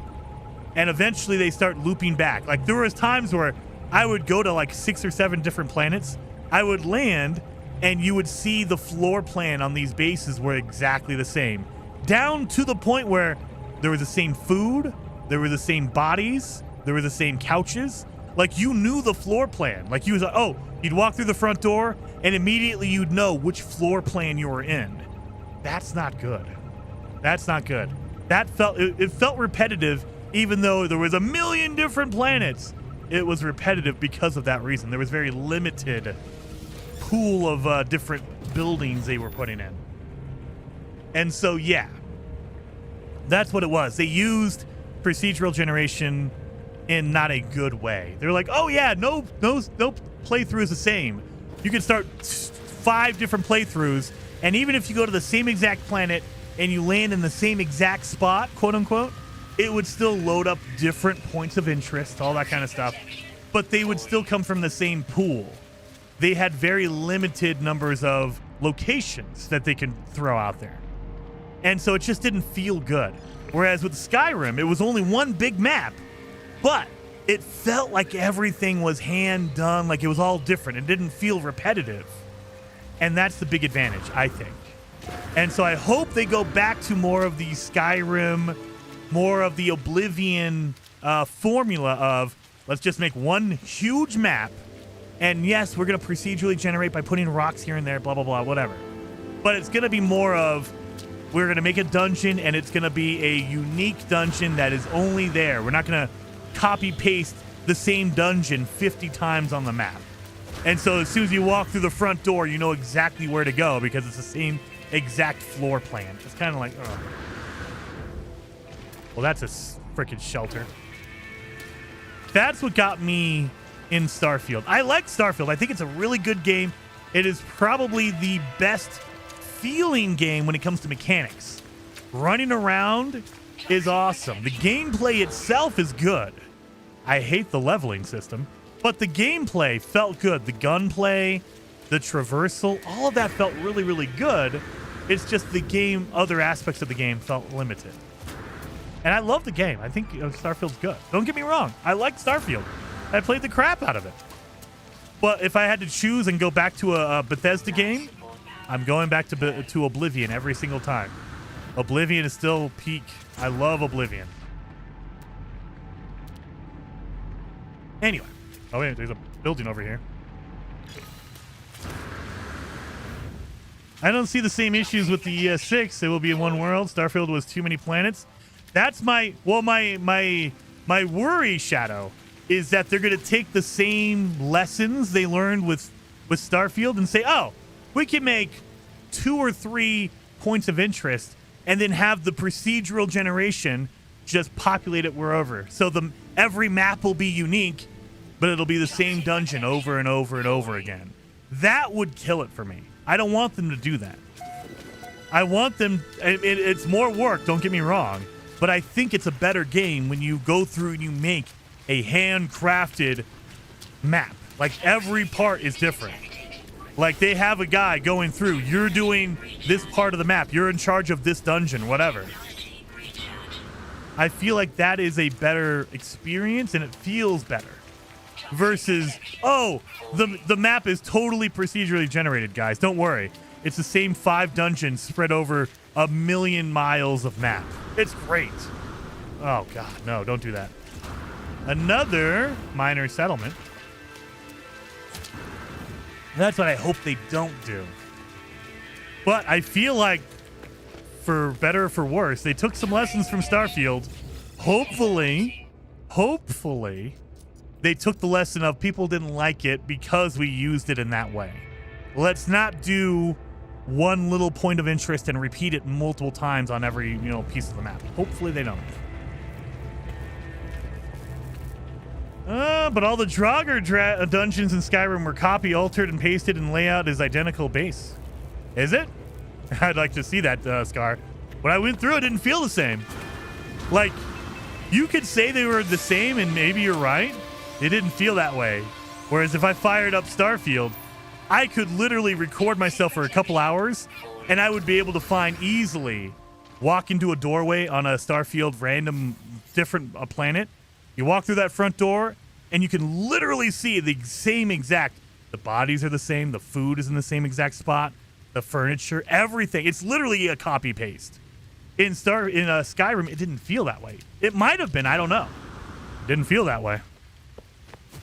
Did not feel that way at all. Like, it wasn't as in your face as Starfield was.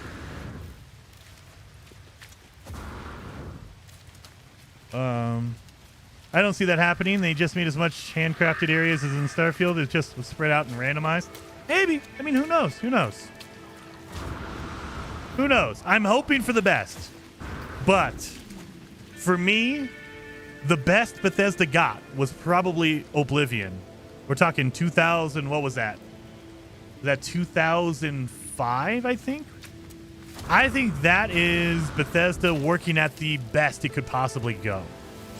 Because there is nothing about Oblivion that is terrible for the time. You can talk about graphics and memory leaks and all that. Oh, thank God we got an upgrade. Thank God. I don't need a cold protection, so I can get rid of that. And I can fix that. Thank God. We finally got an upgrade. That's all I was looking for. That's all I was looking for. Yeah. And so it just feels like it's gotten worse since then. And I don't know if it's the formula. I don't know if it's the people. I don't know if it's whatever. Pick a million different reasons why it's not as good as it used to be, but you can see it in Fallout 3 is really good. Fallout 4 is not so good. We can't count New Vegas because that was Obsidian. But there was a certain point where they were up there and they found it. And then they started watering down, at least for me, for my view of things, they watered down the formula. They started making changes that I didn't like, that weren't good for my play style.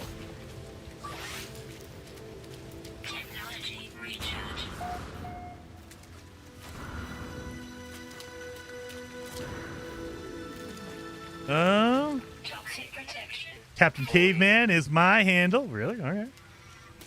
Star Citizen is a beast. Been a backer since its conception. OG Wilder Brew. Dude. I mean, I like the idea of Starfield. Or not Starfield. Star Citizen. The fact that it's been a decade and they're charging as much as they are for the game, that it's verging on I don't want to use the word scam, but it's verging on not great. Like, at some point you would think that they would have to like finish the game, but it feels like there's a tipping point of if they finish the game, they can't make more money, so we can never finish the game because we need to keep making more money. That's what it feels like from the outside looking in. That's what it feels like. It's like, why aren't you done with the game yet? I mean, your game has been in development for longer than like Grand Theft Auto. Like, what are we talking about here?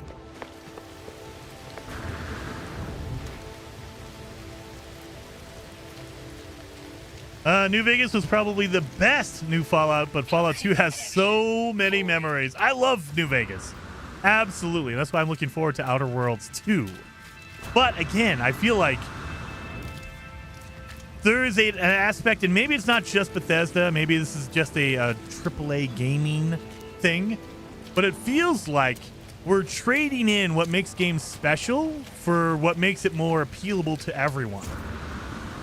And so you start giving up like, well, in New Vegas, we had hardcore survival, like, things, elements to it. We had a survival mode in that. We're not going to do that in our games now because people don't like it. It's like, well, I mean, that made it special. I kind of like that. It made it more difficult. I like that. But they have to get rid of it because they need to appeal to more people. But when everything is appealing to more people, it becomes a generic game that every other game is like. It's like, well, I played that shallow RPG. It's called every other RPG. I only wanted to play New Vegas because it had that special stuff in it. That's why I liked it.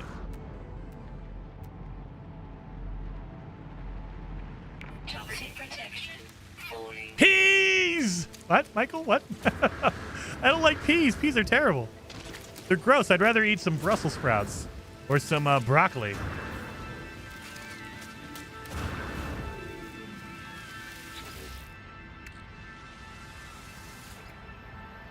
And how long was Starfield in development? I mean, you could say for eternity. I think Bethesda says 20 years in development. 20 years. If that was the case, they've been working on it since 2005? I doubt that. So, when they say, at least when Bethesda says 20 years in development, really?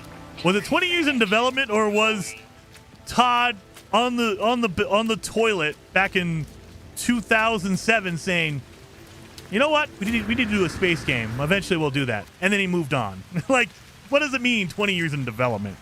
Because if you're saying 20 years in development and it came out 23 24 23, come on now, they've been working on it since 2003, before Oblivion, before Skyrim, before Fallout, before all these other games they made. I believe that. Yep. I think when they're stretching it out a little bit. I'm sure Todd thought about, hey, you know what would be really cool to do a space game back in 1967. But yeah, it doesn't mean he was in development. It means he thought about it. I mean, it could be like, well, I have been working on my hairline since birth. It's going back. You know, I'm actively working on it. No. It doesn't work that way. You can't just be actively in development.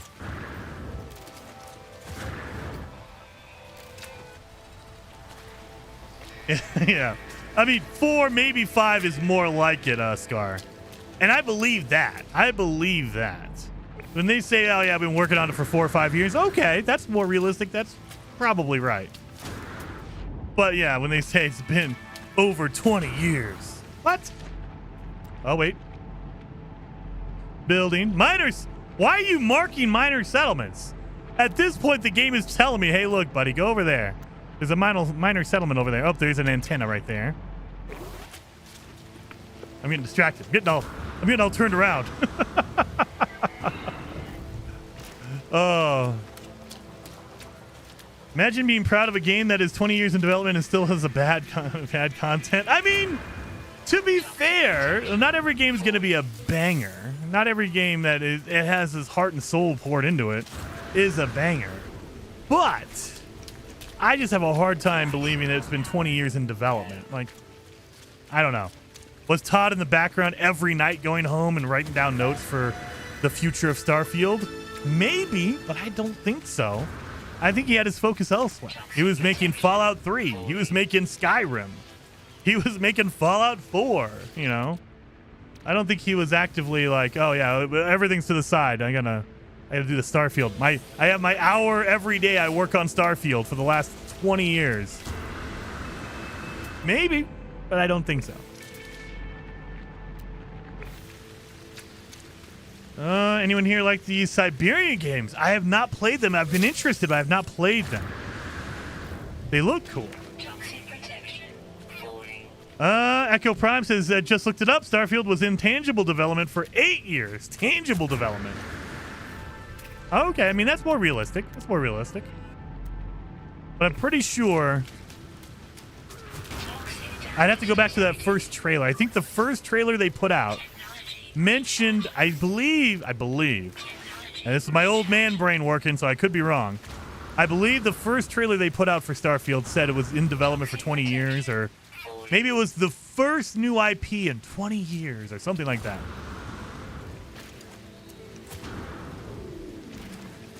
Uh, 20 years is probably the engine. Oh, more than that, Scuba. They've been using Creation Engine forever. Like, everything is relying on Creation Engine. And I like Creation Engine. I think it's a good engine. I like the look of it, especially what they did with Starfield. Like, if you compare Starfield to Oblivion, that's the same engine. They've just improved it. They call it Creation Engine 2. They've just been improving the crap out of that engine. So that's amazing. Damaged machinery, really? But yeah, I don't know. Either way, I love Elder Scrolls. That's the series I prefer. I like Fallout, don't get me wrong. Fallout's good, but I prefer the medieval, like, you know, fantasy type games that Bethesda makes. Oblivion being them, Skyrim being that. I prefer the Elder Scrolls games. And so I'm looking forward to Elder Scrolls 6. I am nervous that they're going to do the same thing they did to Starfield with it. They're going to say, hey, look, we can make Elder Scrolls 6 faster by just making one dungeon and then just copy pasting the exact same scenario, same lighting, same everything. And so it's repetitive as hell. I don't want that. I don't want that at all. Thanks again, Jason. Love the Friday streams. Well, thank you for being here, Tennis, and being a member for a month. You've been more than a month, Tennis Onion. I don't know. YouTube's acting weird. I know you've been there for more than a month. I appreciate you, man. 07. Well, speaking of that, let's take a break and let's go look at some Corvettes.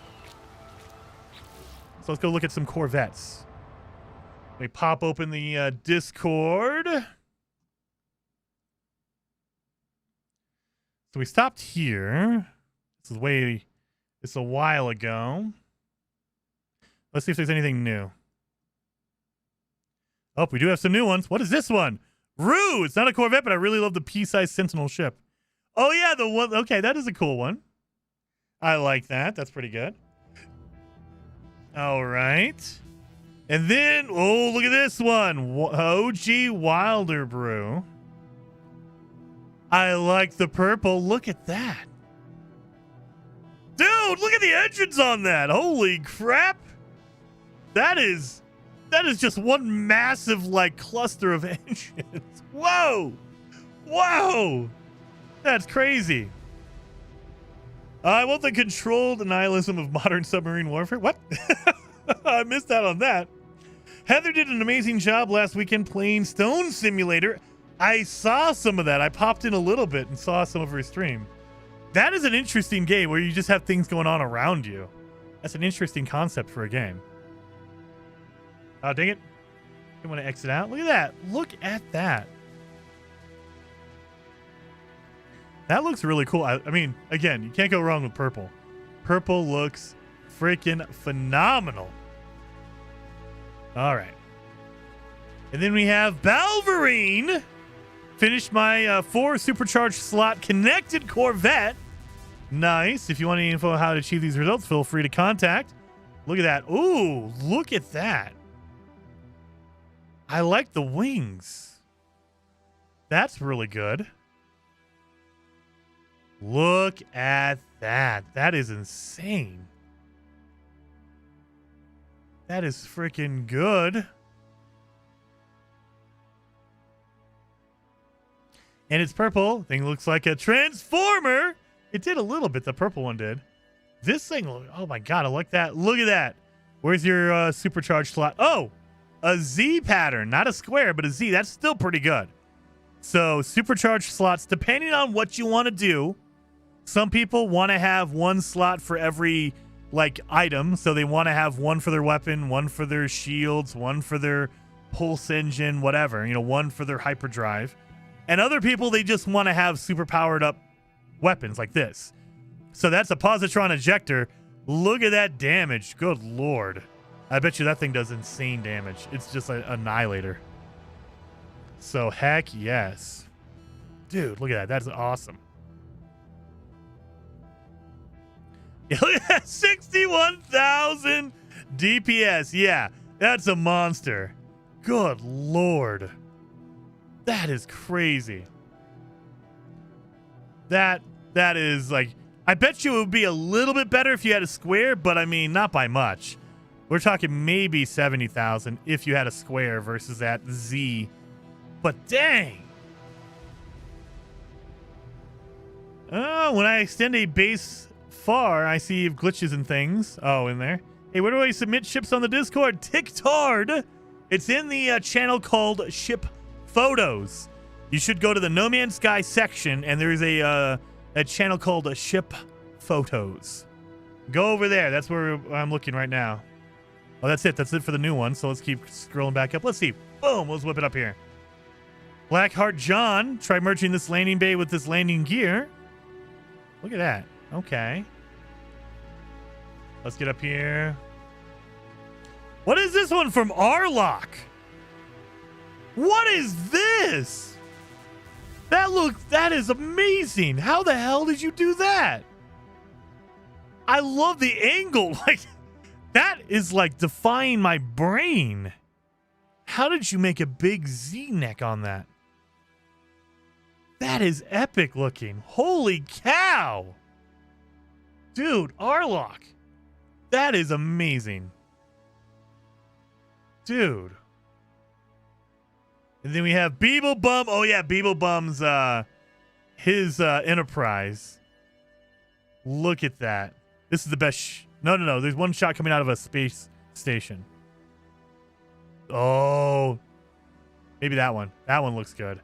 Look at that. His Enterprise. This is from Beeblebum. Look at this. And that is definitely some really intense building to get a perfectly circular ship. That is so crazy. Just insane. Looks like a take on the white base from Gundam. Maybe the Z-neck. Dude.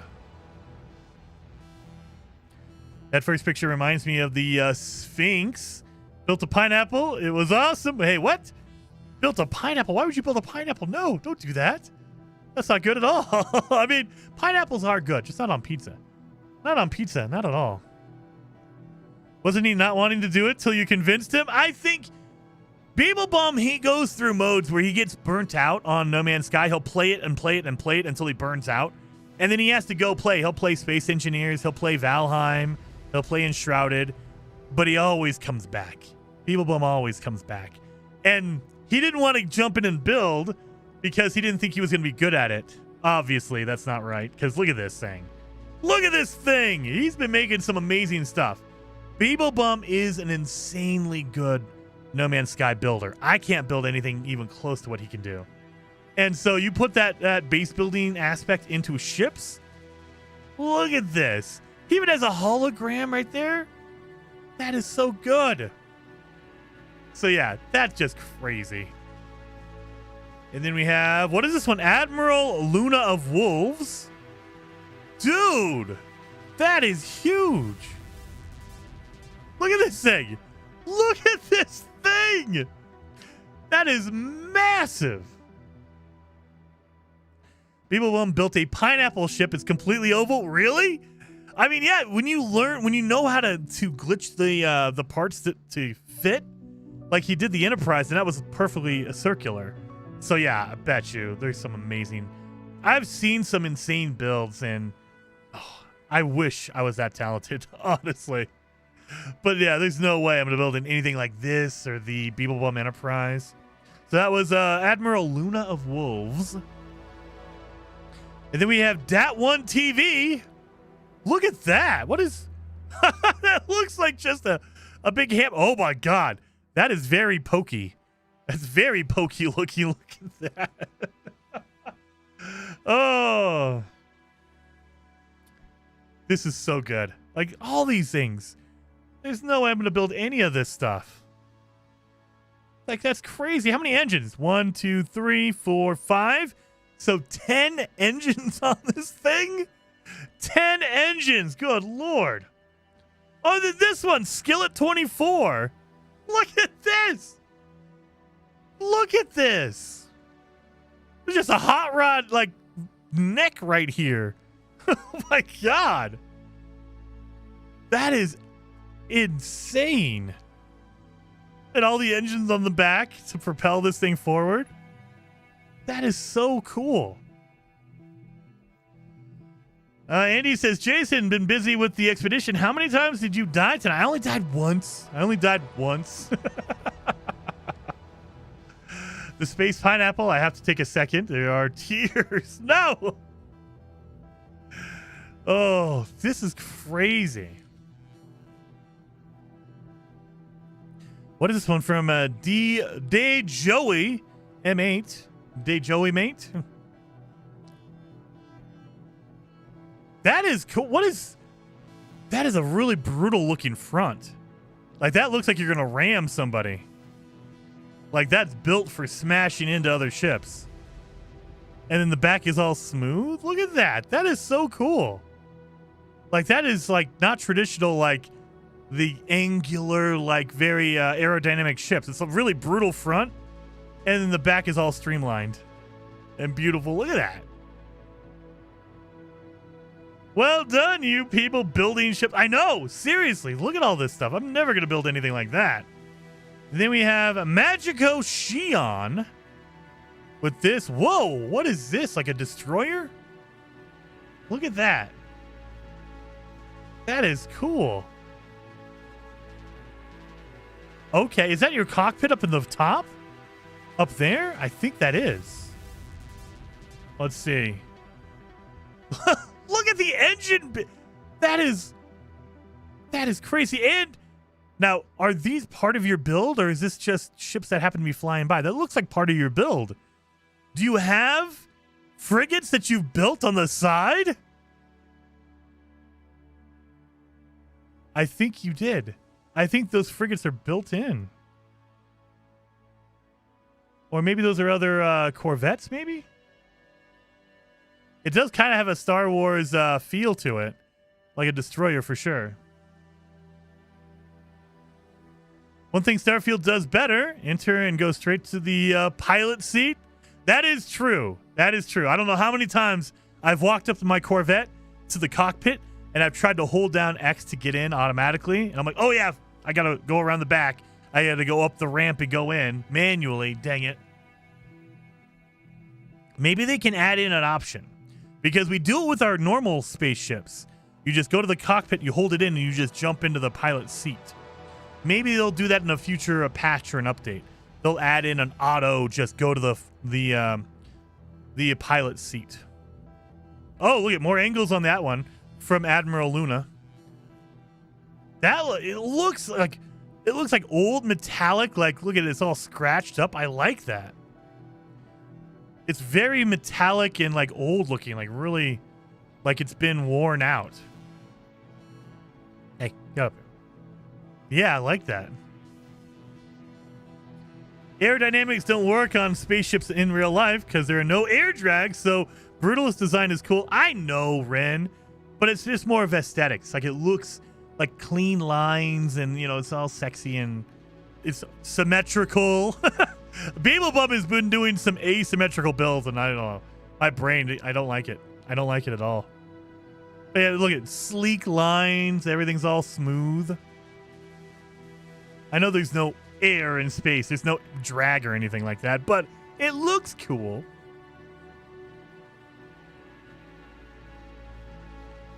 And then we have Mr. Issues. It's called the Wasp. Ooh. Okay. It's very compact. It's not very large. There's the cockpit. I like that one. Again, very smooth, very aerodynamic. What they need to fix is the potato frames when you go to the anomaly, Adrian. That's a multiplayer thing. Yeah, I know. I don't think multiplayer is ever going to get like substantially better. There might be improvements, and I hope there are. But I wouldn't expect that just because you're connecting. You got to think. When you're in the anomaly, you're connecting to PlayStation 4, PlayStation 5, PC, Xbox Series X, Xbox One, No Man's Sky, you know, the Switch 2 version. So you're connecting all of these different players together. It's probably not great, not easy to do. I will say, there was a time when we were locked to our own platforms. Like if you played on Xbox, you could only see Xbox players. And the multiplayer ran very well. But you were limited. There was no crossplay. They added in crossplay, which is cool, but the performance went down because you're connecting to every platform. Just spilt my drink all over myself.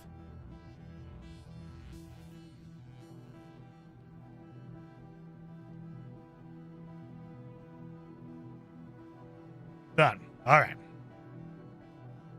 Let's see what else we got in here. Whoa, this is from Jasper.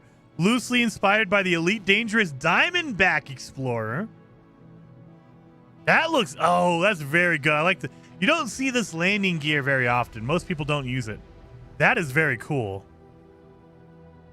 And that's not very aerodynamic. That's more of a brutal look to it. I like that. That's cool. Not very big. You see the player right here. So that's the player. So it's not a gigantic ship.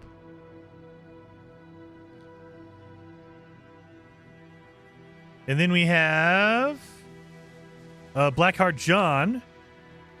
That's what the ship originally looked like. Okay. Very minimalist. And then he started changing it. That's very different. Okay. So I was looking at it in reverse. I thought that was the back end. That's the front. That's the front? Oh, yeah, that is the front. Okay, that is the front. I thought that was the back end. Okay, I was looking at it in reverse. And then there, more aerodynamic. Whoa. OE says, I'm waiting for the No Man's Sky update called the Jason Plays Edition. That version is going to be called Light No Fire, OE. That'll be the Jason Plays Edition. I will be obsessed with the Light No Fire edition of No Man's Sky. Oh. We have another one in here somewhere. That's another one from Blackheart. Do we have anything new? So we're going back in time to the beginning of September. So let's go up to new. Jump to the present. There we go. Oh, there we go. Shayrock with the UFO. Look at that. That looks cool with the red lighting on it. That is pretty cool. From Shayrock. And then Tater Tets. That's a good name. Look at this golden. That's a very sharp looking, pokey looking one. Look at that. That's with the purple engines. I'll take that. Purple engines. Will you end up changing your logo to your favorite Light No Fire race? Nope, never. Got to keep it with my Gek. I mean, Gek forever. I will be a Gek forever. Even, 20 years from now, No Man's Sky doesn't exist anymore. No one can play it anymore. I'll still have my little cool Gek guy. Because Gek are the best. That is very awesome. Tater Tets. I like the engines, the hot rod engines in there. That is very good. I like that one. And then we have Balverine. Finished for now, my 4 supercharged. Oh, yeah, we already saw this one. Okay, we just saw this one. But again, look at this. A Z slot layout. That's pretty good. That is very good. 61,000 damage. My God. That's crazy. Holy cow.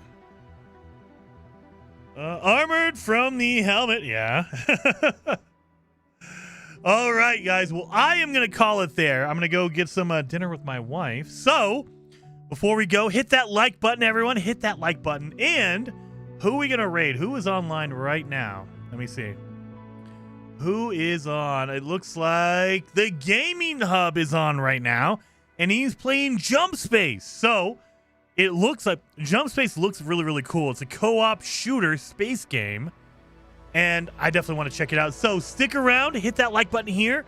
Go over there, show Game Hub some love. And I will see you guys over the weekend. I'll have videos. And on Monday, Heather Silvermist and I will be playing Grounded. And I think Gek is going to be there. Not positive on that, but I definitely we'll be playing some Grounded 2 on Monday. So I will see you guys over at the Game Hub.